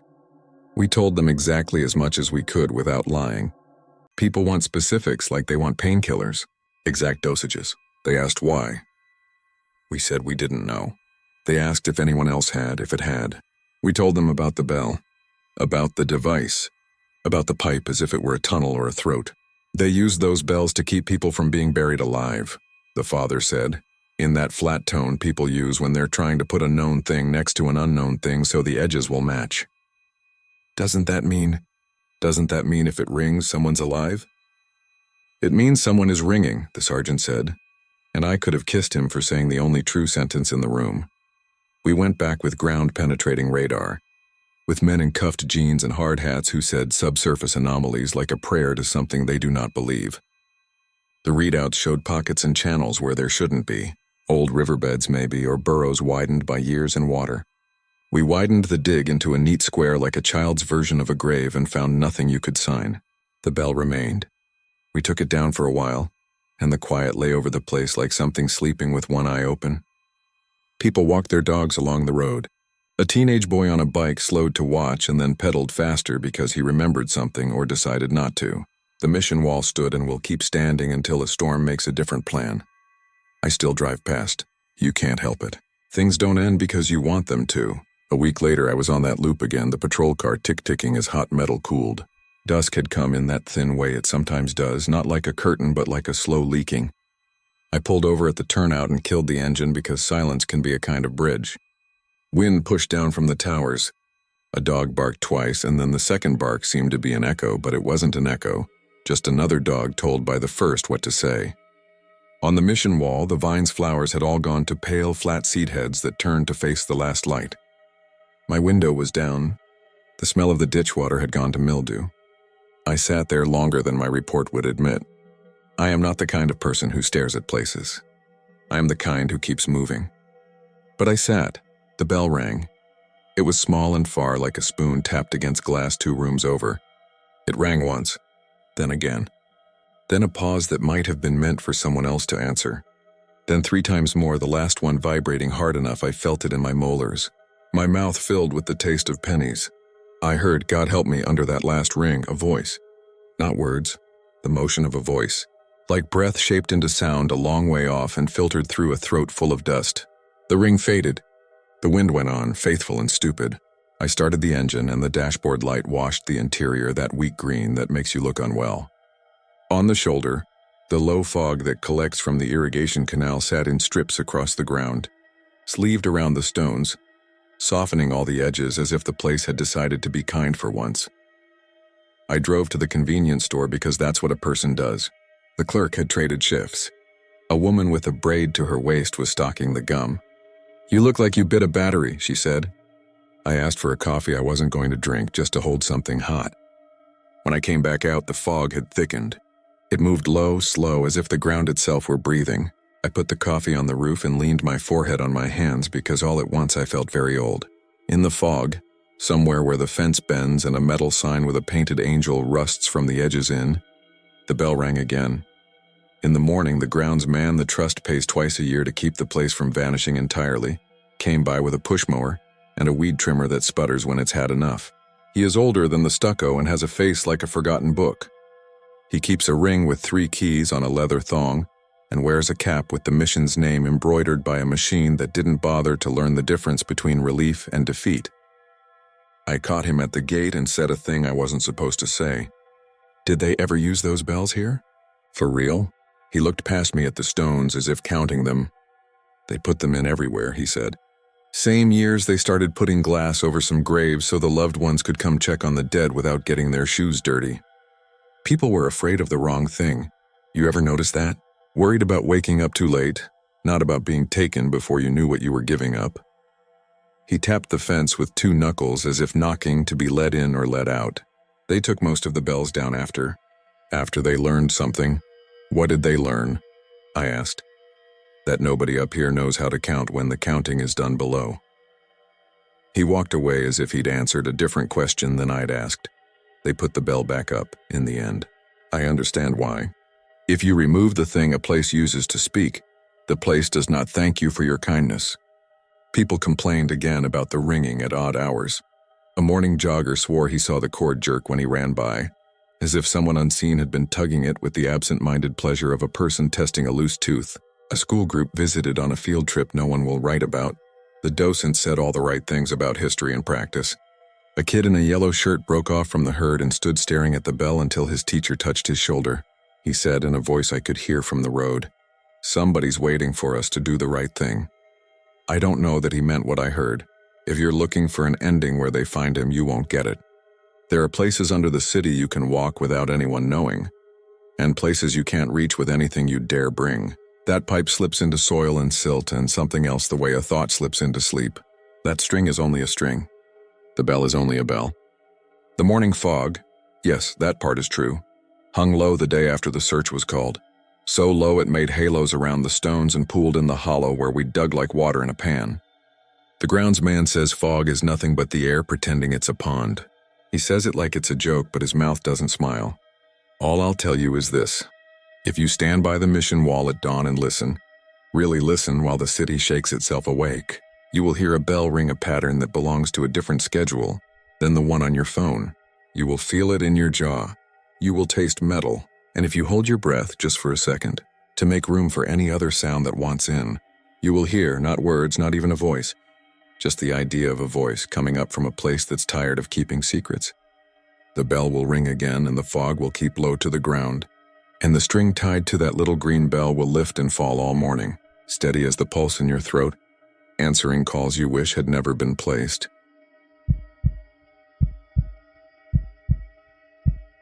I took the Hickory Hill job for the same reason most people take anything around Pine Trace, because bills don't ask how your back feels. The cemetery sits at the edge of town where the pines pack tight and the ground goes from stubborn clay to something that drinks sound. Its sign is whitewashed and peeling, letters routed by someone who meant it to last. Hickory Hill Cemetery, 1892. I unlocked the gate that first Monday with a ring of keys that clacked in my pocket, and a list of simple duties the church committee typed up like a recipe. Mow twice a month, spray for fire ants, reset markers that lean, keep the vase rack stocked by the tool shed. The only part they hesitated over was the last line. "You'll figure that out," Deacon Rhodes said, tapping where it read, "Address the Sunday flowers." He was 60, maybe older, with a crimp of gray hair like steel wool and a smile that didn't get all the way to his eyes. Folks are riled. Pretty, but riled. I had heard about the flowers before I signed on. Everyone had. Every Sunday at first light, People walking their dogs or driving to the convenience store on Highway 8 would spot them. Fresh bouquets on certain graves that hadn't seen visitors in years. Always garden variety blossoms, zinnias, marigolds, black-eyed Susans, sometimes roses that smelled too clean to be from anyone's yard. The arrangement was neat, tied with twine, vase if one sat nearby, laid flat if not. The weird part was consistency. They appeared only on Sundays, only at dawn, and only on graves that nobody, not family or historical society or the old ladies who made crocheted crosses, had bothered with for a long while. Names like Ida Mae Laughlin, 1910-1934, Curtis H. Bellamy, 1902-1920, a child named Liza Jane with no dates at all, just My Little Bird. The flowers never showed up on the popular graves, war veterans, the founder's family plot, or the baby. Most of town still remembered. It was like the arrangements were both generous and corrective, a hand reaching up to straighten what you didn't even notice had sagged. The council thought it was some church youth pulling a stunt, or a lonely woman in need of attention. Teenagers were accused by default because teenagers like to be accused. I didn't care who did it until the third Sunday after I started, when I stooped to gather discarded tags and found a smear of soil on a ribbon that wasn't like the usual dirt on my knees. It was dark and silky, rubbed into the weave as if warmed by a palm, and had an odor like turned earth after rain mixed with something faintly sweet that lived under it. Not rot, not quite. I took the tag to my truck, turned it in the light, and saw the writing nobody had mentioned. Tiny penciled letters near the knot barely there. 3 words, for Ida Mae. A cemetery teaches you what you can live with. You stop feeling strange about eating a sandwich on the tailgate while you look at dates someone carved. You get used to how weather names your days, how a fog makes you whisper without meaning to. You accept that your thoughts slow down to a different speed out there. The pines grind their sibilant song like a record and grasshoppers stitch the air, and you begin to hear what isn't a bird, not exactly, hopping from branch to branch above you. The first time I stayed late, finishing the August mow, I heard what sounded like 2 men talking in the tree line. It made sense. The property backs to a hunting lease cut with old logging roads that run toward the river. Sometimes folks wander. But when I killed the mower and stood still, the voices stopped too quick, like they were holding their breath with me, and only the empty music of the insects came back. On Fridays, a woman named Penny from the florist in town drove by in her van and checked the vase rack so families could buy stems by a little cash box. She had a quick laugh and hair the color of sweet tea. "Groundskeeper, huh?" she said the first time she met me and offered her hand. "You know they say it's a fox, a very conscientious fox, or a collective hallucination like in that college course my cousin took. Phenomenology." She grinned when she said it, then grew serious. "My aunt says it's the dead marking the living. She switches radio stations if she hears folks talk about it. She left me 3 extra sleeves of vases and a bag of green foam, for your favorites, as if I had any. Sundays. I made a point of arriving before daylight, to lock the gate until after morning dew burned off. It slows people down from driving on the grass. I had the habit from other jobs of sitting in the cab and finishing coffee with the heater blowing my toes, scanning the rows like a sheriff at shift change. 2 Sundays in a row I watched the cemetery sit as quiet and simple as a folded shirt. And then, as the sky lightened enough that markers rose out of gray, I looked down to flick my cup lid closed and looked up to see flowers where there weren't any before. The same neat handfuls, the same twine. No footprints, no vehicle tracks. I walked the rows, all of them, and found the bouquets on 5 graves the first week, 6 the second. I scraped the ground with a stick beside one, and the top inch flaked into flakes like pastry. Beneath was darker soil, wet to the touch without being muddy. Like breath had warmed it from below. I tried to treat it like I would any mystery at work. Make a plan, make notes, involve someone who wasn't me. I bought a trail camera and strapped it to a post facing the older section where the unvisited lay. I told the deacon, who told the council, who clucked approvingly. I asked the florist if she'd sold more twine, if anyone bought a strange volume of zinnias, if anyone ordered a bouquet for a century-old headstone. Penny said no and looked over my shoulder as if the pines behind me might correct her. On the day I set the camera, a man leaning on the fence watched me with the posture of someone who isn't sure why he came. Yellow cap, jeans, wallet chain. He introduced himself as Earl from the bait shop near the bridge and said he jogged laps on the loop road across from the cemetery because the pines kept the early light cool. "Flowers are a nice touch," he said, rubbing one knee. "My dad's got a plot here. We had words before he died. We didn't talk for years," he paused. "If the flowers picked him, I'd take it like a sign that whatever ledger there is got balanced."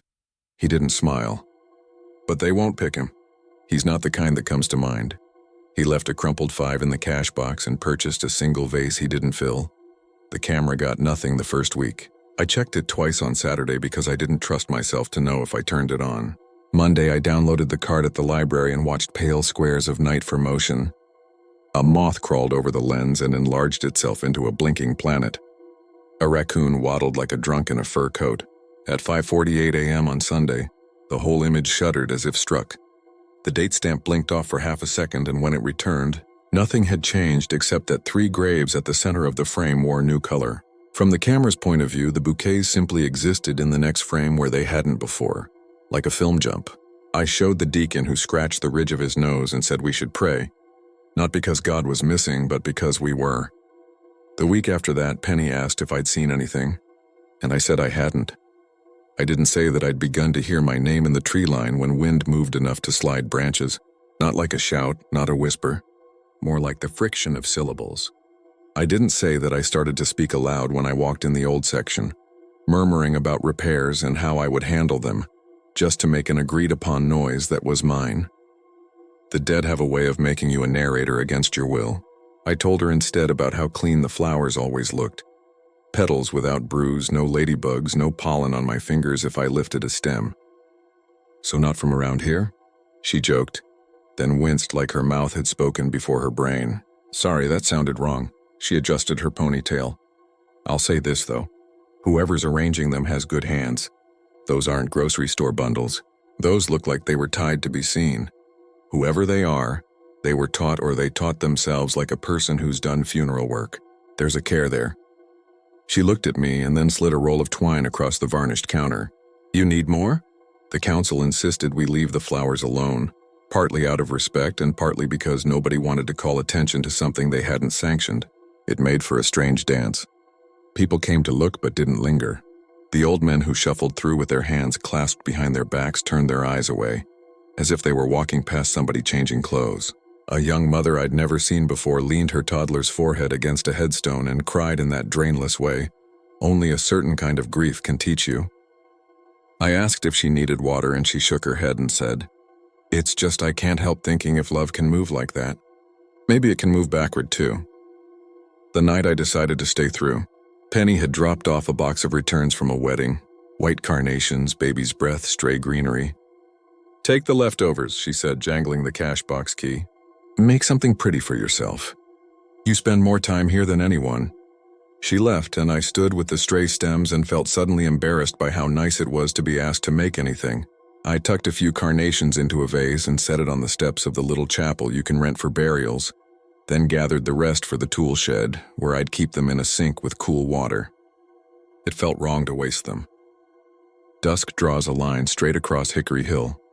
The new stones pick up the last light like mirrors, and the older ones seem to eat it.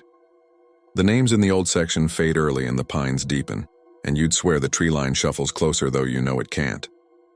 At 10, a mist formed when the low air cooled. You could feel it bead on your skin. Somewhere over the ridge, a truck downshifted and a dog barked twice as if it remembered a duty. The cemetery settled into its waiting posture, and I told myself I wasn't scared, I was only awake. The tool shed has a window that looks out over the oldest quarter. I opened it to vent the smell of gasoline and damp wood and pulled up a folding chair, angling it so I could see between 2 graves that formed a little corridor of dark. I turned my phone brightness all the way down and let the night reclaim details until the gray became shapes and the shapes became names. I listened to the pines breathe in long, patient sentences. At some point after midnight, I must have dozed. What woke me wasn't a sound so much as a pause. Every place has its background, and when that background changes, your body notices before your mind does. The insects had gone down like someone dimming a light. The pines seemed to lean away. Even the humidity retreated a fraction. I opened my eyes to a view that felt too clean. The corridor between the two old stones, one with a chipped lamb carved on top, held a pale haze high as my knee. Not fog, it was too contained. It was like breath lit from within, a pearlescent suggestion of a column that wasn't attached to anything.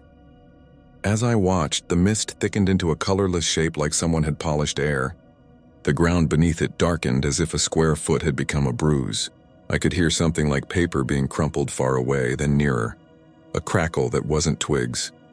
The dark patch flexed the way milkskin wrinkles. The column collapsed slowly inward as if relieved, and whatever had been upright folded to the ground and the ground received it like a mouth. I didn't mean to stand, but my legs carried my torso to the door. I didn't mean to step barefoot into dew, but that's what my feet did. The night had the pressure of a held note. The soil at the center of the dark spot was damp and soft, like moss soaked from the underside. It wasn't like any dirt I've worked. No grit, no granules, more like a pulp that hadn't decided what shape to be. The smell that rose from it reminded me of the oxygenated taste when you open a new jar of honey. And it gives you that first faint scent of something floral that's aged. I knelt because I didn't want to tower over it, because something felt impolite about height. The surface trembled once like a sheet on a line. Then something gathered beneath it and moved toward the thinnest spot. Hands appeared first, which is a human word for a shape with intent. They were not hands in the way you'd recognize in bright light. They were the idea of hands cloaked in the same pallor as the haze and outlined by damp earth that darkened them. The fingers were long not in length but effect, the way a shadow makes you longer without adding bone. They pressed through with a moth's patience, not ripping, not punching, simply deciding the ground was a doorway because they said so. The wrists followed, then the slope of forearm. Where elbow should be was a softer roundedness like a plant stalk's joint. The arms, if that's what we have to call them, set themselves on the grass on either side of the spot and pushed as gently as you'd push off from the bottom of a pool. What rose between them was not a head, and that is the closest description I own. It had the arrangement of what would face you, a forwardness, a point you wanted to call a nose because it was higher than the rest, but no mouth, no eyes. Its texture shimmered as if woven of condensation. The idea of a face tilted toward me and canted as if listening. "Hello," I said, because silence is a decision too. The shape held the tilt. I did not back away. You'd be surprised what you can choose not to do when there's nobody to clap for the choice. What passed for a face inclined toward the grave with the chipped lamb. The damp ground trembled once in a circle that pulsed out as if a pond had been touched. The being lowered itself, then rose with something in its not hands, and for a second my chest made a sound by itself that I didn't mean to make. It held flowers that hadn't existed a moment before. Not picked, not cut. They arrived. The stems were clean, the head small and numerous, petals tight as fists. The smell that lifted off them was simple and bright, neither wild nor perfumed, but something in between that made my mouth water. The being held the bouquet like you'd hold a baby's foot, gentle and without the need to show anybody, and arranged it with such care on the grass that my throat went tight. Bowed, it paused as if listening again, then the air where its mouth would have been trembled, and my name, or something like my name, or the syllables that had been me once, sounded the way a fern brushes a pant leg in passing. It wasn't calling, not quite. It was including. It whispered other names that weren't mine, each in a breath that seemed to write them on the underside of my skull. I didn't catch them all. Some were old, made of syllables we don't use anymore. Some were first names only, like Magda or Tally or Birdie, and the tone was neither doom nor pity, just recognition, like a teacher reading roll. When it said Earl, I felt it like a small cold finger drawn from my ear to my jaw. When it said Penny, the same finger traced my throat where the skin is thin. The being lowered one not hand until it almost touched the bouquet, and the orange heads trembled. The petals opened a little wider as if they listened back. "Please," I said, though I didn't know whether I was asking it to stop or to continue so I could learn the shape of what it meant. The being didn't look at me because it had no eyes with which to do so, and somehow I felt relief that it had not misused a face. The ground around it torqued slightly, a slow ringing, and I realized I was kneeling, an attitude that had arrived without my approval. I stood. I wanted to go to the shed, to bring the wedding leftovers, to offer them, to show I understood something about offerings. I didn't move because it seemed wrong to interpose my will like that. The being lowered itself until the soil welcomed it, the damp surface hugging its edges as if thrilled for reunion. The last I saw of it was a pale contour that broke like breath on glass, then nothing. Only the dark mark that would be gone by noon and my knees wet with dew as if I'd been kissed there. At dawn, the bouquets lay in their places. 7 this time. On Ida May. On the Bellamy boy. On Liza Jane.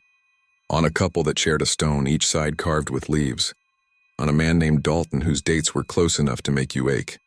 And on the grave of the caretaker who served the cemetery from 1920 to 1952, a man with a last name so common it made him anonymous. James Webb. I picked up the wedding leftovers and knew better than to set them beside those. I put them on the chapel steps as if dressing the threshold for a party that had already happened. I wasn't sure whether to tell anybody. Some things don't improve with company. I found Earl on Tuesday stretching before his jog, and before I could arrange my words into something careful, he said, "It put them on my dad's grave this week." He checked my face for surprise and nodded. I know he wasn't on the list. Maybe the list's wider than we think. He rolled his knee and looked toward the pines. I slept better. My wife asked me if I said a prayer, and I didn't.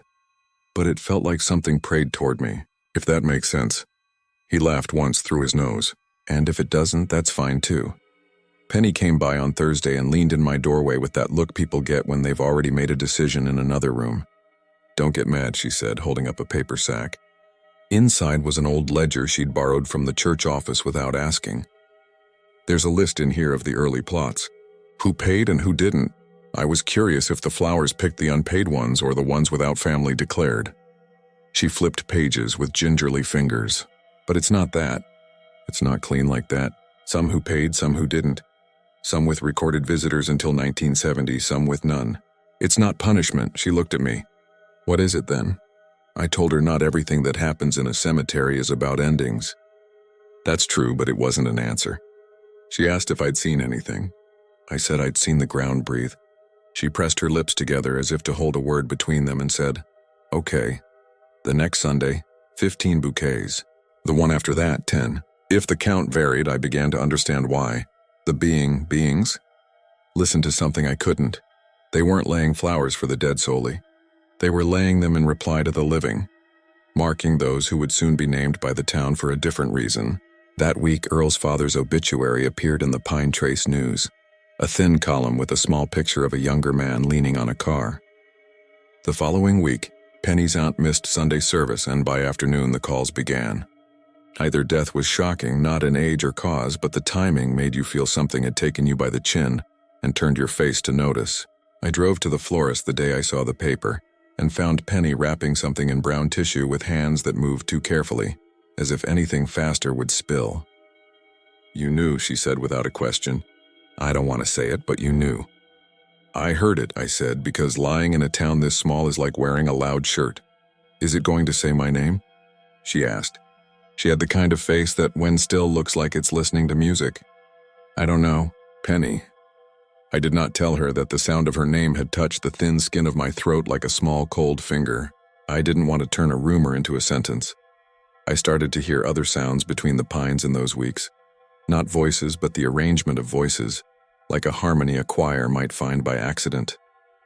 I went to the shed and found the foam blocks Penny had given me, still heavy with water. I tucked them in the sink so they wouldn't dry out, as if my hands could keep them useful. The deacon called to check on equipment reimbursements and asked in the same breath what I thought. "It feels old," I said. "Older than the sign says, and it feels kind." He grunted at the first word and softened at the second. The night a storm rolled toward us from the west. The sky went the yellow-gray of a bruise, and cicadas hushed in stages like neighborhoods shutting off porch lights. The first thunder walked across the ridge with priestly patience. I closed the chapel windows and locked the tool shed, then sat in my truck with the wipers squeaking a rhythm that made me feel like I'd left the metronome running. I didn't intend to stay. Storms and cemeteries don't mix, but I couldn't make myself drive away. When the rain reached Hickory Hill, it came as sheets, sweeping across the headstones as if the sky was dusting them. The bouquet on James Webb's grave laid its face down and did not scatter. I turned off the wipers. Through the rain, I saw it again. That column of breath light, several this time, not tall, not short, not any measurement a carpenter could use. They rose and fell slowly in a pattern that was more like kneeling than like anything else. The ground beneath each darkened even as the storm tried to wash it clean. The rain did not hit the columns. It curved around them like respect. I don't think they made it do that. I think the world, when faced with something doing exactly what it was made to do, moves out of the way. That evening, my phone buzzed on the counter and showed a message from a number I didn't have saved. It was Earl. His text was short. He said my name. Then, "Thank you for keeping watch." Then nothing. I stood in my kitchen with the overhead light shouting on the laminate and tried to decide whether gratitude belonged anywhere in this. The feeling that moved through me wasn't relief, and it wasn't dread, not exactly. It was the thing that happens in your chest when you enter a room where a body's lying in state, the way you adjust yourself to be permitted to stand there. By the time September cooled to the kind of mornings that have a tidy edge, the town had moved from gossip to accommodation. A few people started leaving their own flowers on Saturdays, as if to say thank you in advance or to interrupt the ritual.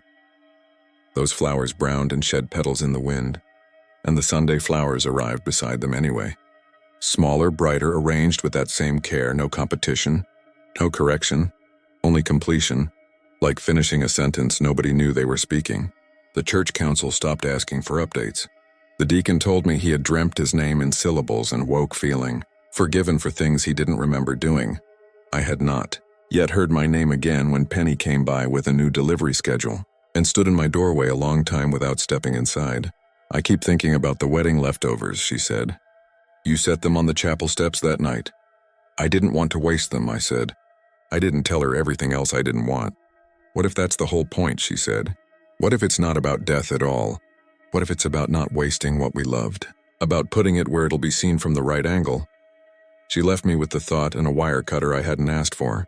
That night I sharpened the mower blade and thought about angles. How a grave is only a surface and what matters faces a different direction. I heard my name a week later. It came not from the pines but from the ground, the way the name of an underground creek doesn't show on the map but still runs, still cools the roots above it. It used the syllables my mother used when I was in trouble, which isn't how anyone had said it in years. It didn't summon and it didn't bless. It acknowledged. I stood up from where I was checking the age-spotted marble of a tilted stone and felt the evening rearrange its furniture to make room. I thought of my own plot I'd never chosen, my own box I had never priced, and felt no rush to pick anything. The bouquet that Sunday lay on the grave of a woman named Tallulah, whose last name matched the street where the grocery sits. I don't know if we were kin, only that the flowers on her stone were the same kind that had appeared on my porch that morning, tucked into a jelly jar beside an unpaid electricity bill. They were bright and simple and smelled like rain had passed recently, but not frightened anything. I didn't see who put them on my porch because nobody had. The walkway held no wet sock prints. The jar's glass was dry. The twine was tied in the exact same knot as the cemetery bouquets, a neat crossover, the tail cut with a patience that made me want to be worthy. On the tag, smaller writing than before, so small I had to bring it close to the kitchen light, so close the heat of the bulb warmed my nose. It didn't say my name. It said in pencil so faint I wasn't sure at first if the words wanted to be read. "For those who will be named, and those who name, and those who hear." I set the jar on the table and looked out the window toward the tree line beyond my yard, where no cemetery sits, and still the darkness seemed to breathe like something sleeping that would not wake to harm you. Somewhere not far away, a storm gathered its first ideas. A dark stitched edge on the horizon. I blew out the kitchen light and sat with the flowers.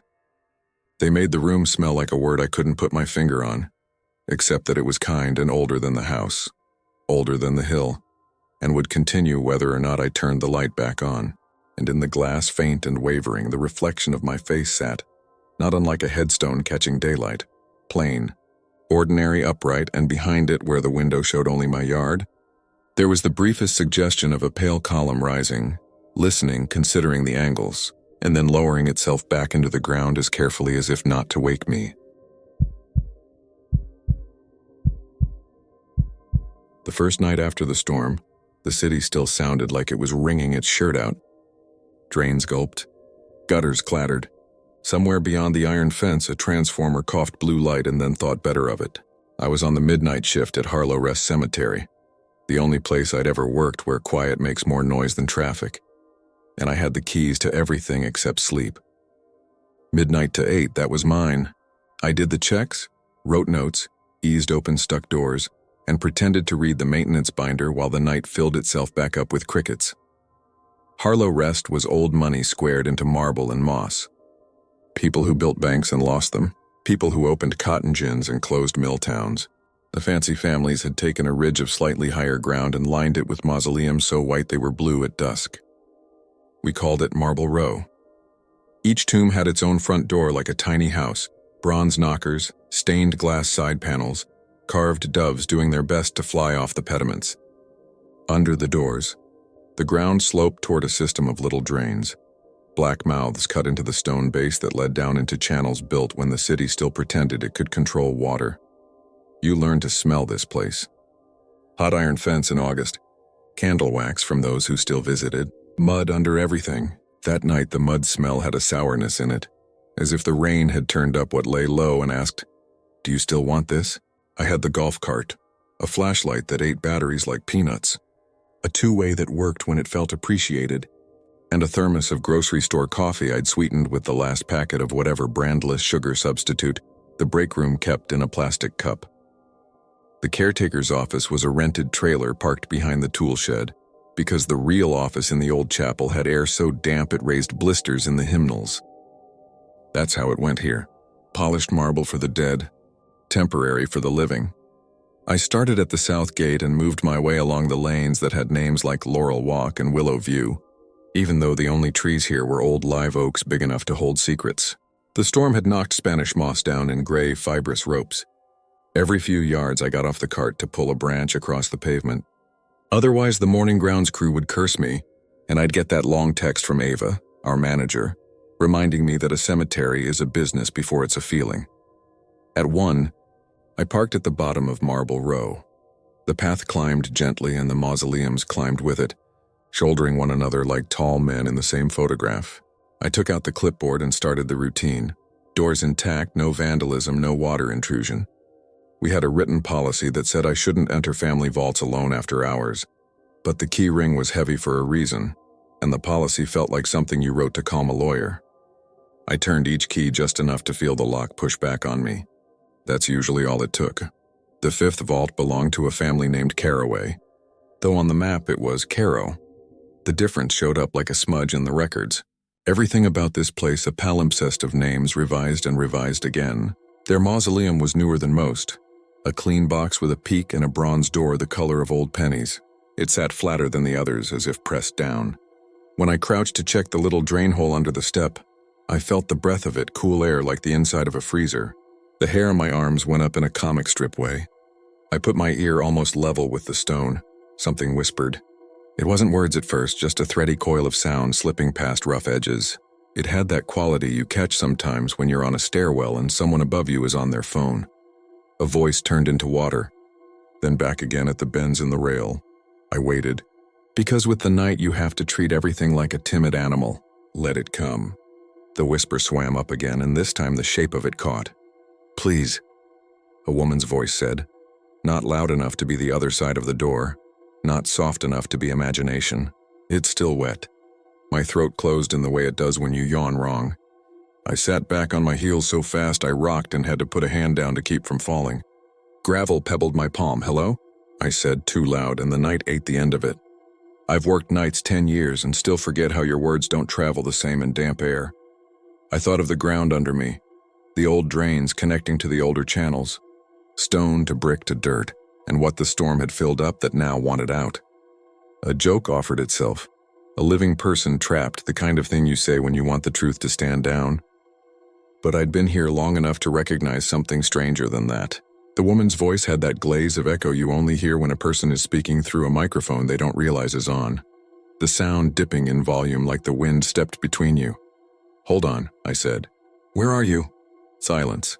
Crickets. The cart ticking as the engine cooled. "Please," the voice said again, not changed, not moved, as if it came to me along a pipe that forgot it had an opening. "Please let me out." I put my hand over the opening. Cold threaded my knuckles. Either there was a light breeze pushing air up from the ducts or the tomb had its own weather. I took the key and slid it into the bronze door. When the lock turned, it did so with a tired little sigh. Inside, the vault smelled like a basement you're not supposed to tell anyone about. The walls were a pale stone, 4 sealed niches on each side, each with a blank plate waiting for numbers. A vase of fake lilies tipped since the last visitor came. Standing there, I felt 2 things at once: the relief of doing something and the embarrassment of breaking a rule in front of no one. "Hello?" I said again, low. "It's maintenance." The whisper eased under my feet. It didn't come from the room, not the air inside it, but the slab itself. I crossed to the back wall where a brass plate near the floor covered the drainage clean out. I unscrewed it because the night wants you to do the thing you shouldn't. I set the plate aside and clicked my flashlight behind it. A rough tunnel the diameter of a manhole ran deeper than my beam. I recognized the old brick. It looked chewed, charred around the mortar lines which I'd seen once before in the maps of the city's old flood control channels. The whisper rose, and I knew, without knowing how you know this, that the voice was inside the tunnel, not the tomb. "Hold up," I said, backing out. My knees cracked. "I'll call this in." I stepped back into the lane and keyed the radio. It spat static like a fry pan. Ava didn't answer. She never did at 2 in the morning. I turned to lock up and noticed something on the inside of the door. A note in pencil, the faint kind you leave when you write on a glossy surface. It said, "Check the row." No signature, no date. I rubbed my thumb over it and smudged the last word until it was a gray cloud. And because nothing escalates like curiosity, I did as told. At the 7th vault, Allerby, the whisper shifted to a man's tone I wouldn't have believed myself for. "It's so close," he said, and coughed in a way I've heard new burials cough in my head when I'm a drink and a half and alone. At the 9th, Petters, an old woman asked for someone named Linnet in a patient so devastating it made my molars ache. The night reassembled itself between these doors like a sentence being constructed out of breath. I went back down to the base of the row and stood in the ankle-deep grass. I could hear them all at once if I didn't focus on anyone. A chorus too quiet to call a chorus. Words trying to stand up in water. The storm had dropped 14 inches in a day if the news was telling the truth, and the bayou north of us had swelled until it clapped its clay hands together over the low roads. Water down, water back. This city was built on ground that kept its secrets in cisterns and imparted them in mold. I drove the cart to the office knowing I would not leave Marble Row alone. You never say haunting because that's not a word that buys parts or fixes locks. You say intrusion or sound anomaly or post-storm issue. You say the drains need inspection and the channels need clearing, and the families will ask questions if they see sandbags. At the trailer, the motion light limped on. The siding was still glittered with rain beads. Inside, the small desk where the clock-in sheet lived had a new stack of envelopes, plot transfers, a pending interment from the hospital on Bracken Lane, an invoice for 2 bronze vases that would be knocked off their pedestals the first time the wind lost interest in being polite. I called Ava. She didn't answer. I left a message that used every plain word I could think of. "There are voices under Marble Row," I said in the flat voice that tries to put a lid on boiling. Drainage channels are carrying sound from, I don't know, maybe a collapsed section connecting to the old service tunnels. We need a contractor with cameras. Possibly as soon as first light, as soon as I hung up. The camera monitor over the desk, that cheap 4-block system that shows the gates in the office door and the tool shed, went dark, then came back the way TVs used to, like someone nudged the back of the box. A second later I heard it, the whisper. Not from the drain this time, but from the thin seam where the trailer's floor wasn't married to its joists. "Please," the voice said, and it was the man from the 7th vault asking with a politeness that stabbed me worse than a scream. "Please, it's near enough to touch. You can work nights forever and never get used to being the only one with the key to yes." I took the long flashlight, the heavy one with a dent in its head from where someone dropped it, and a coil of nylon rope we kept in case anything, and I went out again. The rain had left puddles like miniature mirrors that caught sky. Passing under the live oaks, I breathed that wet bark odor that will always be church to me. My shoes kept the shape of the gravel. Between Caraway and Allerby, the ground rose slightly and then dropped where an access grate sat in the weeds. I'd never noticed it because the grass could hide small cars if you let it. The grate was iron and molded with a floral pattern that had nothing to do with water, and everything to do with donors liking to see their taste reflected in public infrastructure. It had been painted once dark green. Now rust crept through like freckles. I hooked the grate with the pry bar and heaved. My back remembered every mattress I carried up the stairs in my 20s. The grate lifted enough to let out a cough of air that had been waiting 100 years to complain. I rolled it aside, sat back, and took a breath like a diver about to go. The hole was rectangular and brick-lined, a ladder cast into the side that had turned the color of old coins. A trickle of water moved along the bottom, making a sound like paper being folded and unfolded. Don't be stupid, I told myself. But the thing about the night is how it edits sensible sentences into shorter ones.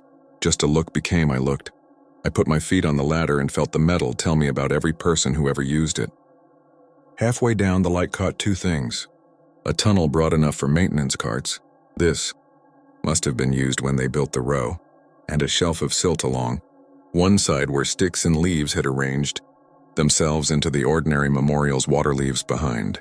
It wasn't tall enough to stand straight, so I walked with my shoulders a little forward as if I needed to hear better. The air was thick as a book. My breath made clouds that didn't bother to rise. The whisper came from everywhere and nowhere. From behind a blind curve, from a drain hole above me, from under my feet where the water carried it like a secret. It grouped around words that didn't belong to each other. Then it chose, Tomas? It said it got my name right on the first try. Most people put an H in it or lengthen the O. This voice was my mother on the night she called across the apartments we lived in when my father had left. Careful, urgent, busy, not sounding urgent. She's been dead 6 years. I hadn't heard her sound young since 1997. That's a good trick, I said, because where else do you go from there? Silence, the tunnel kind, a sullen kid. Then very softly, after the water performed its little song against the corners. Home, my mother's voice said. Come home, Thomas. It didn't linger on the S the way she used to. The tunnel stole the S and gave me breath. I breathed back and felt how easily this thing could take my breath and put it in another mouth. I kept walking. Sometime in those old years when the cemetery crept outward, someone had built a drainage channel that bent under Marble Row and then cut into a wider room. I reached it without thinking about reaching anything. The ceiling lowered to the top of my forehead. I swung the light across and found a chamber that let the smaller channels gather before the water continued toward the city's larger drains. This is what I saw. Brick blackened from the storm rubbing itself through, 2 maintenance doors on opposite walls swollen with humidity, and a third opening that must have been forgotten, because where a door should have been was only the impression of hinges. The opening was a mouth choked with vines so pale they had never seen light. Behind that mouth, the dark was not the trustworthy dark of a place you can map. It was the dark a person can stand inside and decide to become. The whisper seemed to be coming from that opening, but that's what it wanted me to think. It had that sheepdog quality. It pressed you toward a choice and let you pretend you decided. I went up to the vines and put the light close. They were wet and slick with a film I didn't enjoy identifying.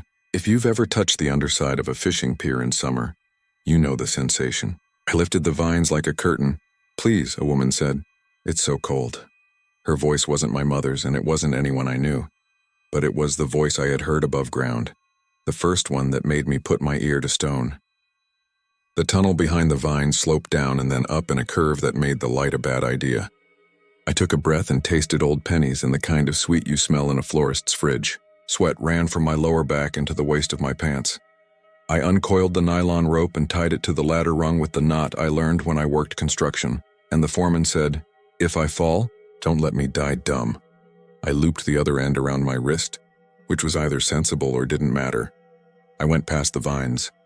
What I felt first was how the shape of the place shortened me. The ceiling dipped. The floor slanted. The light pushed on its own beam like it was tired of its job. I took 3 steps and put my hand on the wall because I needed to know the wall would stay a wall. In that moment, the whisper became 2 voices and then 3. I couldn't pick words out. I could pick names because names are Rod's lightning favors. They offered me versions of them. Tom from the old guys at the yard. The way Ava said Toma when she was talking too fast. The full syllables Tomaz from a priest at a funeral whose voice had a cough in it like the stone was in him. "It's me," said a voice that made my legs forget themselves. "Open the back door." The latch sticks. I stopped. You never think about what you sound like when you're not performing. I'd left messages on my ex-wife's phone that were just that. Me arguing with the air. Late nights in the trailer when the monitor decided to show me my posture, I'd say things out loud in order to fill the room. This voice was those sounds gathered, cut, and laid back down. It said, You always push with your shoulder instead of fixing the hinges. Home, Thomas, it's too wet here. I hear you, I said, but I'm here. Home, it said again, and there was a trick in it this time, like a coin with a double face. Come home. You're an animal first. You know your own voice even when it's wrong. It lifted the hair on my neck, and I couldn't have turned around if the wall had opened up to show me the sky. I stepped forward because not stepping forward was making the dark louder. My light found a shelf in the brick, and on that shelf a number of things that didn't belong. A cheap plastic flashlight with the name of a hardware store printed on the side. A folded city map. The old kind they used to give out at gas stations, the paper gone to 2 degrees above mush. A cigarette lighter. And a pair of muddy shoe prints on the brick where the shelf couldn't have held feet. The prints angled toward a gap low to the ground. Not big enough for a person unless that person rethought their bones. Something moved in that gap. A movement with volume but no shape, like a crowd shuffling and then stilling. The whisper tightened until it became a single line of sound you could almost pluck. Then it pulled tight around a word I wished I hadn't ever said into the world. Please, it said, my voice entirely now. It's me, I backed out. My shoulder hit the wall hard enough to make the light skip a degree of brightness. The rope went tight around my wrist as if it remembered being attached to something that had fallen. I put the light down the gap and the dark ate my hand up to the 3rd knuckle. When I pulled the light away, the beam stuttered and the clicker didn't click for a heartbeat. That heartbeat was the longest I've had out of bed. I did the bravest thing I could think of. I left. Up the ladder into air that had once been ordinary and now felt like luxury. Then along the lane where the Oaks changed their minds about me, back to the office. I locked the trailer door and put the deadbolt across and pulled the metal folding chair under the knob the way you do when you want to. Pretend you're making a difference. It should have ended with me calling the city and getting a man with a camera on a snake to snake it down and say, old channels turn voices around, it's an acoustic thing. We'd block off the area, send a letter to families on the row. Everyone able to say the word mitigation a lot for a few weeks. Ava would shake her head and ask me not to share with the grounds crew, because rumor makes a business look unprofessional. That's the version where the night teaches you a fact. The other version came when the phone on the desk began to ring, even though no one calls the office after midnight, except the security company. And when they do, they call the cell. I let it ring once, twice. On the 3rd, I picked up and said, Harlow, rest. Hey, said my voice. My voice. I'm out front. The latch stuck. I didn't breathe. Breathing would have been conceding that air existed. Open up, my voice said, polite and already annoyed. It's wet as a dog out here. I set the receiver down without hanging up. The line stayed open, the hiss of it reminding me of standing under an overpass while rain hits both ways. I didn't go to the door. I went to the little window over the coffee maker and lifted the blind. The motion light showed the door and the steps and the metal chair wedged under the knob, and it showed an empty rectangle of night. No one stood there. The rain had left a runnel along the clay in front of the steps. No footprints. The office door rattled twice, soft, the way you shake a sleeping friend. The chair hopped and settled. Tom, my voice said in the kind of tone you use when you don't want the neighbors to hear you raise it. I can't find my keys now. Open the door. I went to the desk and pulled out the top drawer and found the screwdriver and put it in my hand like a priest gives you a candle. The monitor showed the porch. The porch showed no one. The radio on the desk popped awake long enough to let Ava's voice in. Tom? Just got your message, she said, sleepy, backing into stern. We'll get the guys on it at 7. Don't open anything. And for God's sake, don't go down there alone. Call me if you hear anything else. Too late, I said, too soft to transmit. Something tapped the trailer wall near the floor. 3 taps, too regular to be random, too soft to be a person. Tap, tap, tap, like a ring against a pipe. A minute later, the phone gave up on the call. I hadn't hung up and went quiet. The quiet expanded to fit the room until the room had no corners left. I didn't sit. I stood with the screwdriver in my hand and the blind lifted with 2 fingers, and the monitor doing its cheap flicker. 30 seconds a minute. It occurred to me that if the latch on the door stuck, it was because the building had shifted on its blocks when the ground turned to pudding under it. 15 minutes later, the sky over the trees got the color of a bruise thinking about fading, and the katydids grew less certain of themselves. And the grounds crew truck turned onto Laurel Walk with its radio up too loud. The voices under the row did what water does when it's made to turn corners. They taped themselves into silence to follow the sun back to their holes. The air in the trailer returned to the cheap smell of coffee and paper and rubber mats. I drove the cart to the row one more time at 7. I stood at the top and looked down at the line of marble-like teeth. An indulgent feeling came over me. The way you feel after a fever breaks and you give your own body a pat for getting past something absurd. It didn't last. The caraway door was open at the latch. Not enough to say someone forced me, enough to say someone impatient with me. I pushed it. The hollow echo of the little room greeted me like a friend you keep in the phone. The brass plate on the floor was back over the clean-out and tightened, and I knew I hadn't done that. I knelt and put my ear to the stone even though I knew better. From the drain I heard my voice again. Not the words. The texture of it. It did a thing my voice never does when I'm thinking about consequences. It let the end of a sentence go loose and everywhere at once. "Tom?" it said. "Can you call me?" The latch sticks. I'm out front. I didn't answer. I closed the door and locked it and put my hand on the bronze and felt the night's chill still in it. I walked to the office and turned my keys in the trailer lock twice and pushed the door. It opened. It shouldn't have. The chair had been moved aside with a care that made my teeth hurt. On the desk was my thermos, the lid unscrewed. On the corkboard above the desk where we pinned the notes hurt feelings right to each other. Someone had written, by hand and pencil in my cursive I haven't used since I was 17, "Check the row. You can decide that a place is what it is and then go home. You can say water carries voices. You can say brick holds sound like a jaw and releases it when the pressure changes. You can say you were tired and the brain is a house of tricks. You can say, as I did to Ava when she came in and asked what my night was like, just storm stuff. We need to get someone to map the drains under Marble Row before the next one. You can tell the day crew not to pull that grate without 3 sets of hands and a plan. You can stand in the parking lot and squint into the sun so no one sees your eyes doing math they didn't ask for. You can drive your little car across the canted bridge over the bayou and take the long way down Bay Commons instead of the ramp to the loop because the morning smell of wet earth makes you think if you just wear it like a coat it won't know you.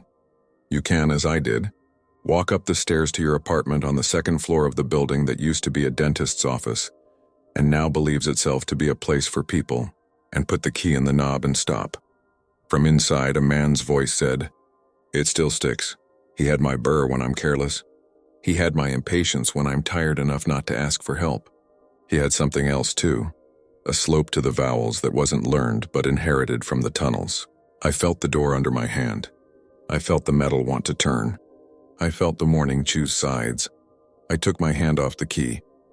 Downstairs, a neighbor's kid dragged a trash bin over concrete, a sound I have always hated. The air smelled like wet paper. A night bird still dared 2 notes before remembering what time meant. Behind the door, my voice moved away from the entry and into the kitchen and said, to someone else in my voice who moved along the ceiling unhurried, "Coffee, if we have any left."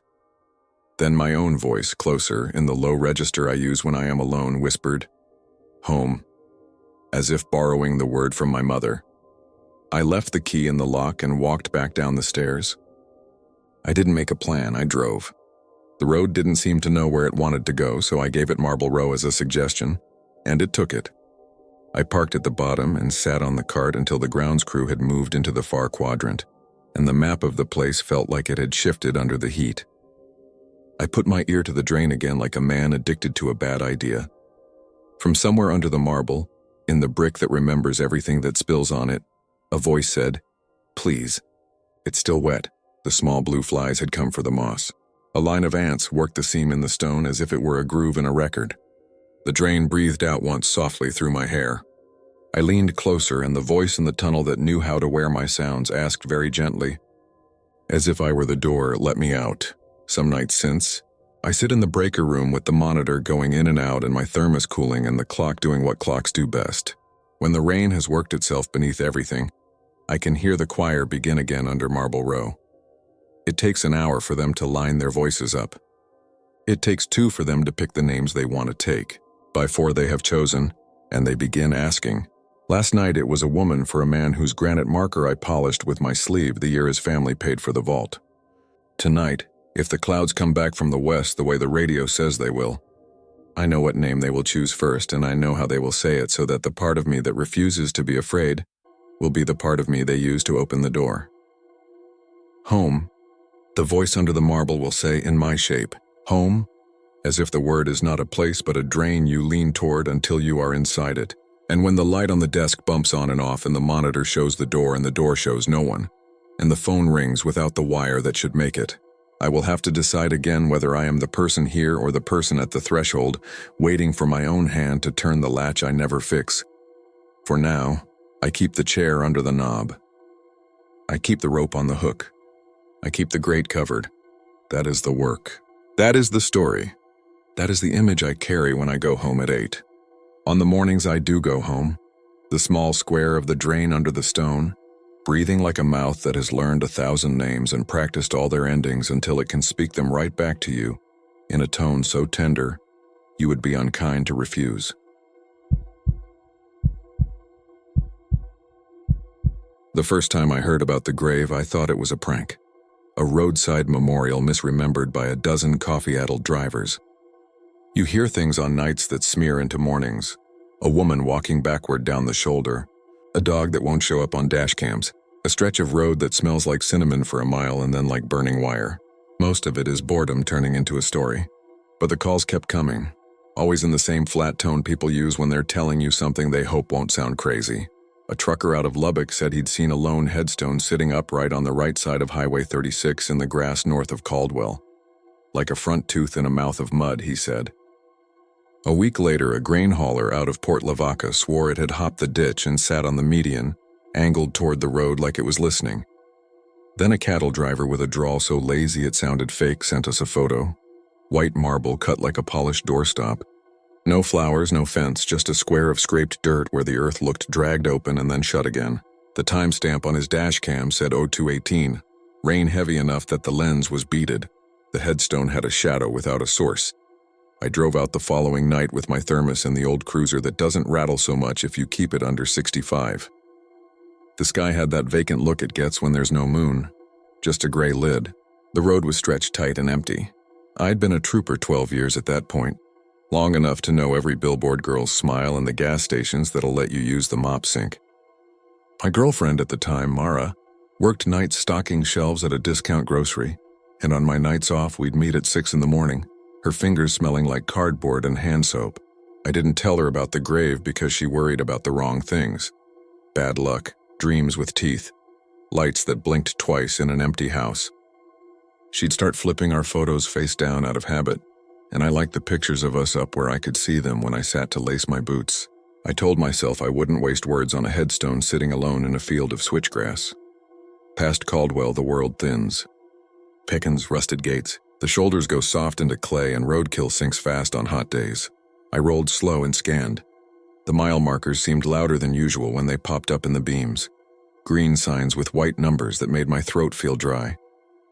I didn't see any headstone on the right going north. I took the U-turn, drifted south, and there it was. Left side, just beyond a culvert, tilted like it had squinted at something and decided not to look anymore. It was smaller than the photo and cleaner, the kind of white that looks cold even in summer. I parked, flicked the rear flashers on low, and climbed the fence. The grass hissed in the wind, long blades snapping at my pant legs. The stone didn't say much. Even up close, it was stubbornly unmarked for the first 5 seconds, like my eyes refused to share with my brain. Then letters surfaced, faint as if written with breath on glass. Part of this earth. The dates were gone, the name gone, as if sanded off. The bottom half seemed chewed. I tapped it with my knuckles, solid. It wasn't sitting on a base, just staked in. Somebody had muscled that into the dirt with a strap and a bad back. I was crouched there with my fingers in the soil when a horn cleared its throat behind me. A truck had coasted to a slow crawl on the opposite shoulder. Cab tall and bright, engine low. The driver pushed the passenger window open and leaned across. He was a big man with a narrower face than you expected, and a cap that had sweat rings like tree growth. "Trooper," he called. "You seeing what I'm seeing?" "Depends what you're seeing," I said, standing and brushing at my knees. The mud on my palms smelled like pennies. "That stone," he said. "That thing wasn't there Thursday. Thursday it was up by the bridge like..." He set his knuckles against the bottom of the window and made a slow, dragging motion. "Tell me I'm wrong." "You're not wrong," I said, because I wasn't in the mood to pat a grown man's head with lies. "Name's Lawson," he added, as if giving me his name would keep whatever was happening on the side of the road decent. He told me he always talked to his rig when scratching into a grade, and he'd said out loud 3 separate times that he didn't want to see that stone anymore. You say it, and then the thing answers. That's what I'm nervous about, he said with a laugh that landed in the ditch and stayed there, wet and small. I took a picture on my phone. The flash turned the marble into a hard tooth again. Lawson squinted. Don't like the way it throws your light, he said. Like it's got its own idea of how to show up. He pulled his truck forward and eased back onto the road, raising his hand to the brim like we were on a quiet street in town, and not a strip of highway with too much breathing room. I watched his tail lights shrink. The wind kicked up and then sank again, like something tried a door and decided it was locked. For the next week, I checked the stretch twice a night. In daylight, it was a scare that dried up in the sun. Crawfish chimneys, bitter roadside weeds, a single owl pellet, gray and honest. But in the early dark, the headstone moved.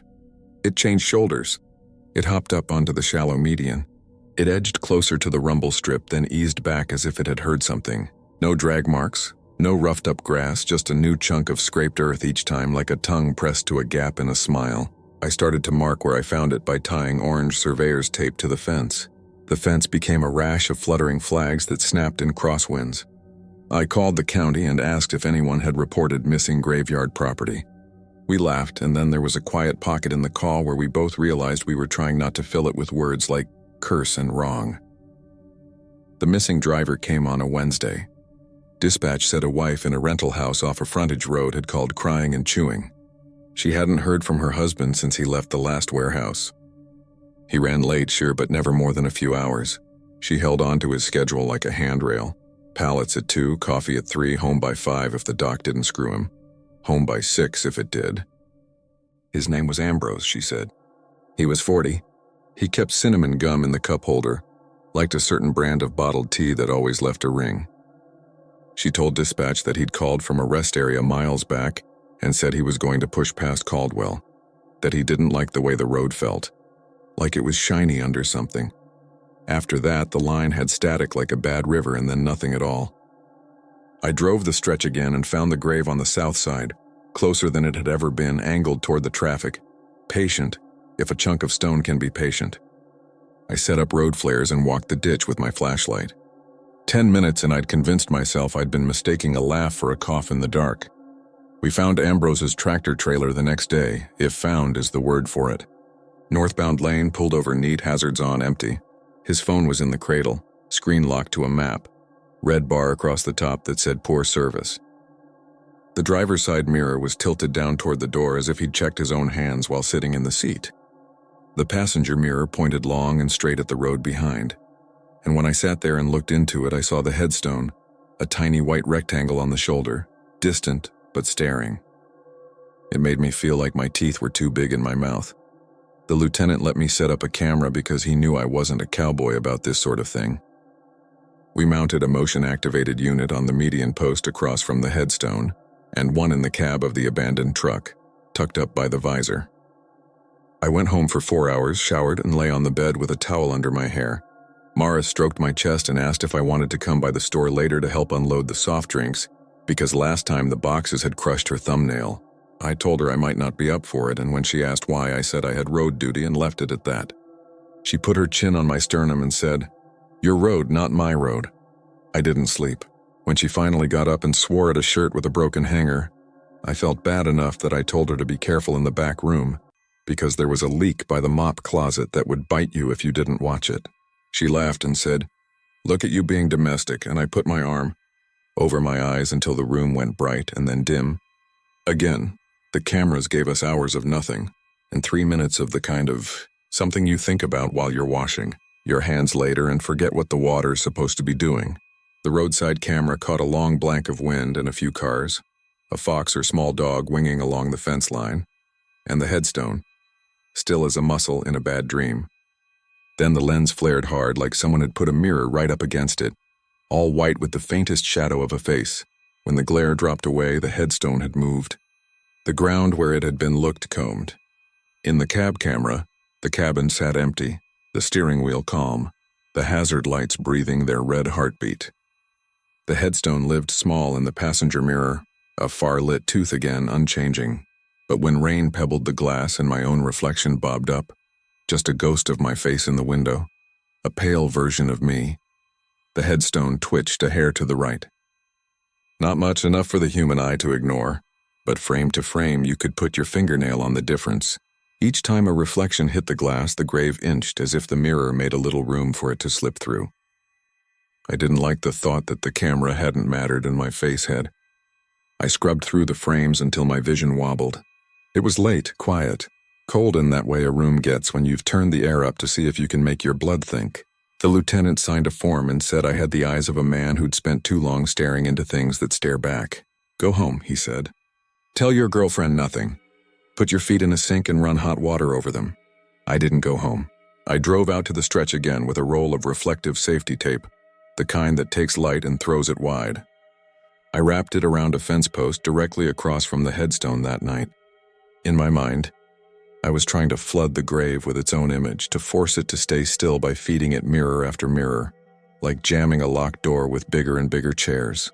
I went back to the cab, sat in the driver's seat, and watched the passenger mirror. In the glass, a smear of the reflective tape burned like a cold torch. The headstone breathed. If stone can breathe. It wriggled a degree, then fell quiet again. Traffic hissed past. A moth the size of a thumb. My radio crackled with a report of a deer down near a church road. So I slid out, took care of it, and reminded myself to feel normal again. Because normal keeps you from drowning in water you weren't supposed to be in. The calls picked up. Now it wasn't just the headstone appearing. A guy on a motorcycle had seen what he thought was a pale rib cage laid in the grass, big as a canoe. By the time he turned around, it was gone, and the headstone was 20 feet closer to the road. A woman in a straw hat said she'd heard a tapping under her truck floorboards, steady as a watch for 2 miles. When she pulled over at the gas station south of town, mud slid off the undercarriage in a velvet sheet. I spent an hour there in the galling fluorescent light, snapping my head up at nothing, buying a coffee that tasted like a burned joke, and listening to the clerk explain that the ice machine made a sound like a violin when no one else was in the store. Late that Saturday, a teen couple used their phones to film themselves kissing each time they passed a mile marker. A dumb dare I didn't have the energy to be mad at, and on one of those jerky little clips the headstone sat less than a yard beyond the white line, tilted toward the car door like a man putting his ear to wood. When I called them, the boy cried before he could say hello, then hung up. I asked the county cemetery office if they'd lost anything. The woman on the phone said, "Lord, officer, we can't even keep our fence boards. People take them for projects to make their living rooms look like they're made of old barns. But no one's reported missing stones. We've got plots sunk, but we chalk that up to rain and the kind of ground that has opinions." I drove to the older side of the cemetery anyway. The men there are rich with dates and sorrow, their names carved with the confidence of people who believed they would be read forever. I found one row with empty spaces like teeth knocked out of a mouth.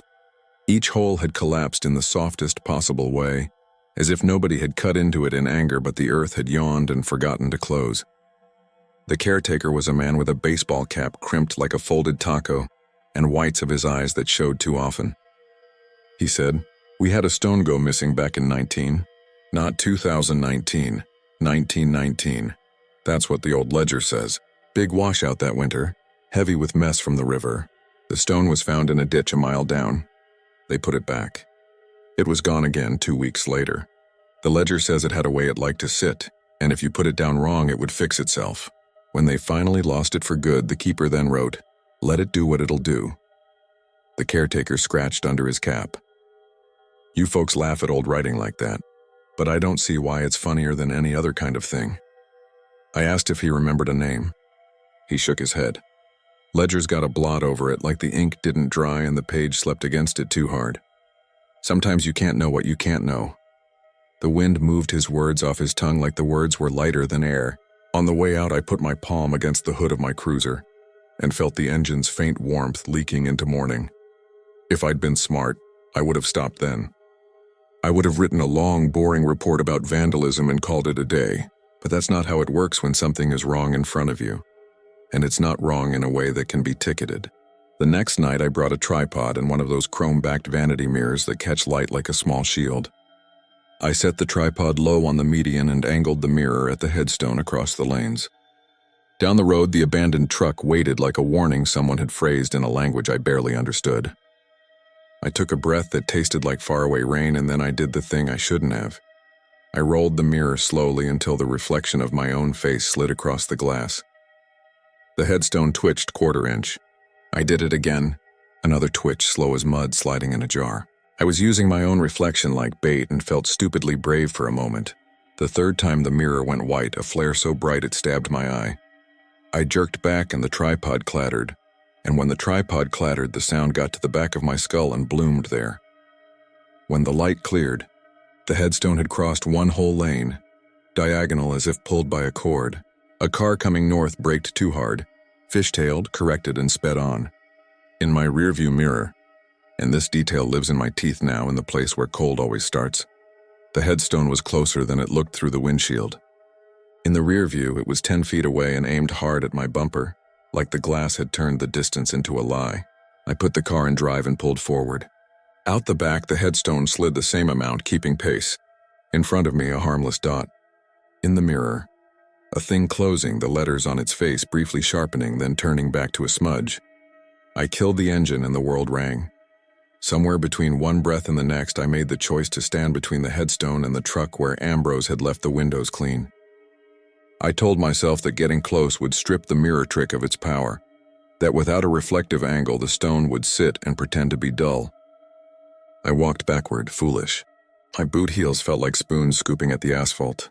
I kept my eyes on the passenger mirror of the truck.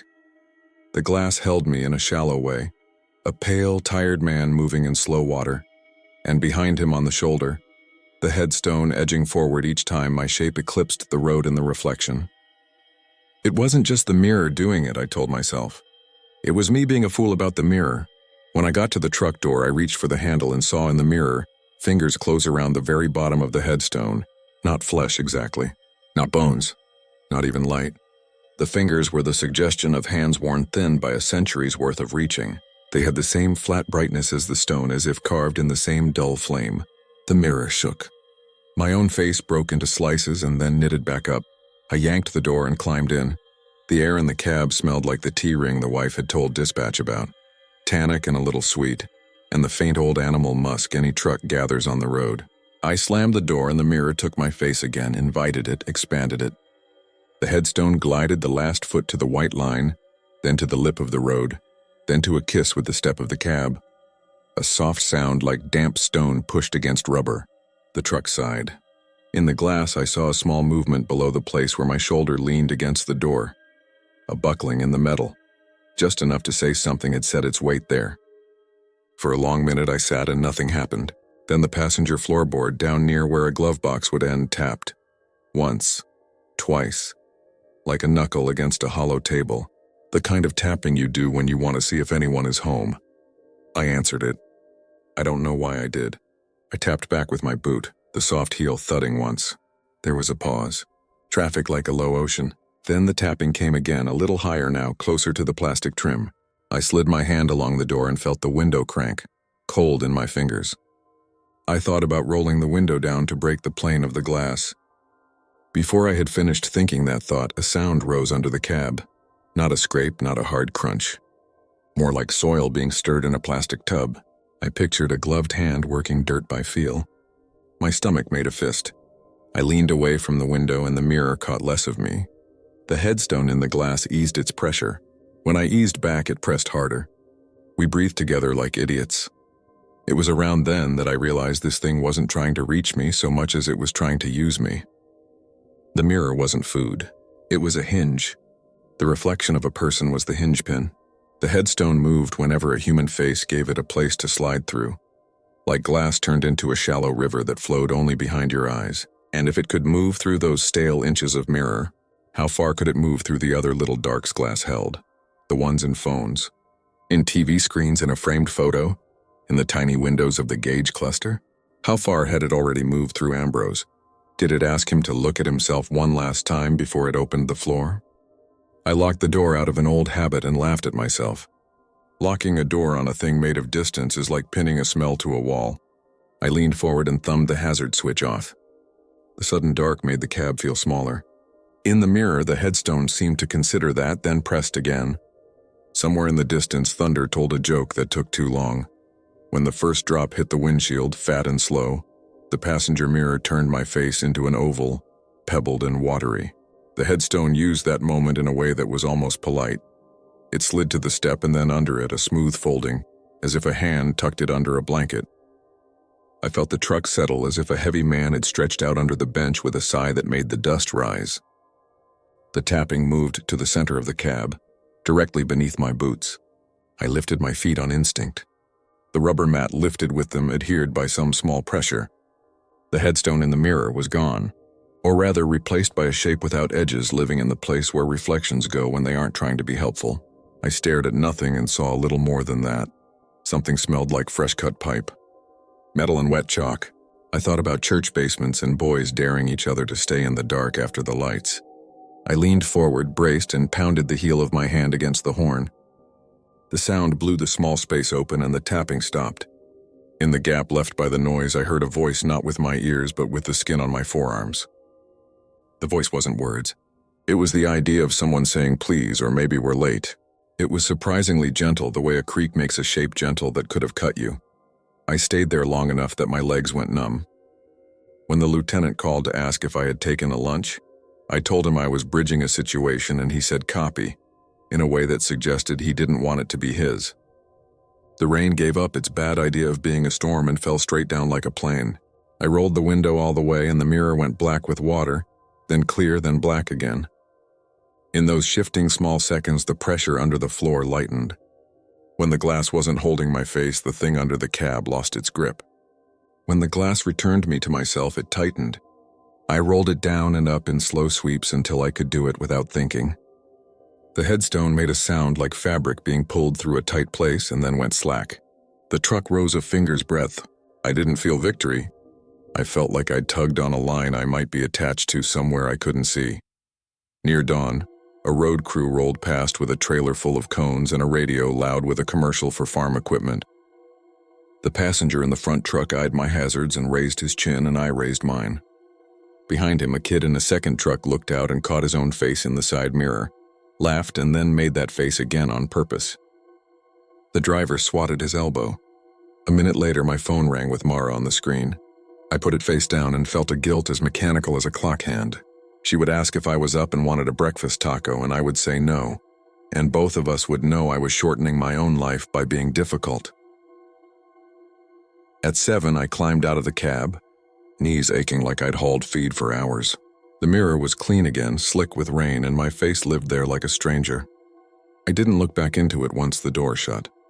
I walked around the truck and down the shoulder to where I'd last seen the headstone with my own eyes.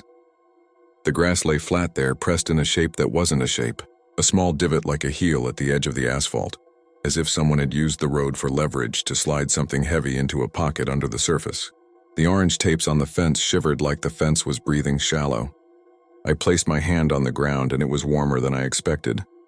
The warmth fell away fast, like it had been saving itself and didn't want to waste any on me. 2 days later, the wife called to say they'd found Ambrose, which was not accurate. A farmer had turned his field with a rented plow and hit a hard thing that wasn't a rock and wasn't a pipe. When they dug it out, it was a slab of marble, edge chewed, letters thin as breath. Part of this earth. The slab had been under the field in a layer of clay that came up in butter-thick slices. Under the slab was a rectangle of old wood, and under that was the idea of a body. Nothing that could be photographed for proof. Nothing you could roll onto a sheet and zip. It was there the way the shape a heavy picture makes in wall paint is there after you take it down. The farmer stood with his hands on his hips and said he'd always thought that part of the field stayed wet on purpose. He also said he'd had to yank the plow out twice because it wanted to keep going, like it had been snagged on a buried rope that someone else had hold of. On the highway, the headstone didn't show for a week. Then one dawn, a woman walking for her health found it at the edge of the ditch. She told me she'd seen it there the way you dream seeing things you've already seen. It sat at the same angle as the day I first climbed the fence. A little slanted, a little grim. The words ready to be remembered if you squinted. We sent the slab to the county yard. The yard kept it 3 days, and then the man in charge called to ask if he could bring it back, because the night crew didn't like the way the tool racks trembled in the dark. The radio skips a bar or two, he said. Always on the sad songs. I hung up and felt the headache that lives beside my left ear grow spots. The lieutenant asked if I wanted to take a few days and get some sleep. I said yes and then didn't. I drove the stretch early and late, waved at the same fence posts, said hello to the same drifts of trash caught in mesquite thorns. At the third turn, I realized I had started looking for my own face in every window. It was a lonely hobby. People say small towns and big highways are friendly places because they have to share so much space. But there's a distance there nothing fixes. You really only know who you eat with and who you lie beside. Everyone else is a picture frame in a window you drive past at 60. I figured if whatever lived under the headstone had been alone long enough, maybe it wasn't hungry so much as stubborn. It had a place. It wanted to be back there so badly it was willing to use anything that held a thin version of the world to slide itself along. That seemed more human than I wanted to admit. Mara and I stopped speaking like we meant it for a while. She didn't like that I'd stopped leaving photos face up. She said she understood about superstition until it started to dictate who we thought we were. One night she asked if I'd help her lift a thrifted dresser into her apartment. The mirror on it had foxing, dark spots where the back had lifted and turned the silver into islands. I said I couldn't. She said I was making choices that made me small. I started to say I was trying not to get pulled through the glass by a grave meant to sit somewhere else, but I shut my mouth because I heard how that would land. We ate soup from a can and she kissed the side of my neck like she was still deciding. And in the morning, her text said she was going to try going to days for a while, and I said I hoped they needed her. But I didn't think they did. So here is what I do now when I pull that stretch, and I pull it more often than I have to. I keep a small hand mirror in the glove box, the kind you buy in a wire bin near the batteries. I keep a roll of that reflective tape too. When the headstone shows, I set the mirror on the shoulder pointing down at the road, so the only thing it can catch is sky and the busy patience of clouds. Then I go sit in the cab of whatever vehicle is willing and watch the passenger mirror. The headstone will inch, then wait. Each move is small and full of thought. When I tip the mirror toward the gravel and away from myself, the movement slows like a breath let out. If you think this sounds like superstition, like I'm throwing salt for a ghost that doesn't want my salt, you're right. But I've seen what happens when nobody watches.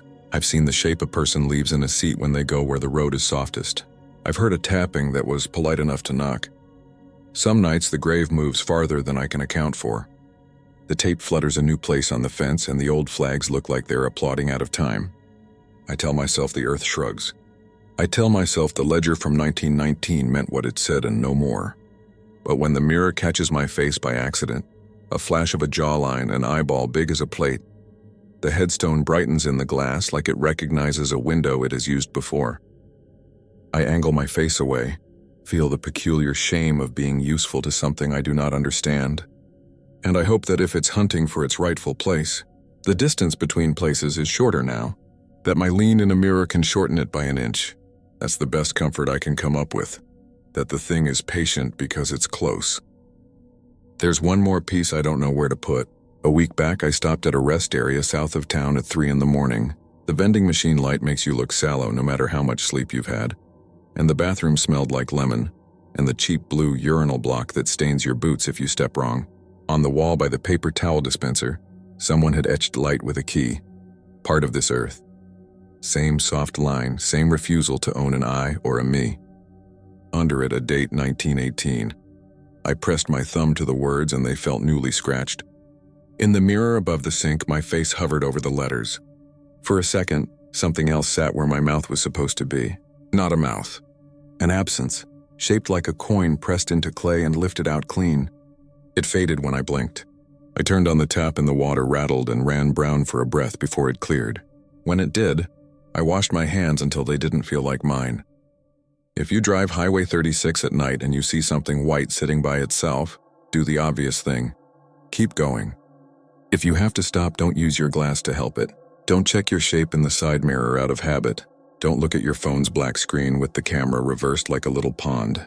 If you can't help it, if you're someone like me who keeps trying to do the polite thing with the wrong sort of guest, then at least aim your mirrors at sky and let the clouds take it. Let them slide the weight a little. And when you get home, take your pictures off the dressers and put them in a drawer until you stop thinking about this. Don't narrate your movements to the empty room. Don't sit on the edge of your bed and say, Out loud, I am home, I am safe. I am not part of this earth in the way you mean. You want me to tell you it's done, that we set the headstone in the right place and it slept. I can't. A mile south of the old pecan stand, there's a fresh scrape the size of a blanket. The county put new gravel there and it sinks a little when the rain goes long.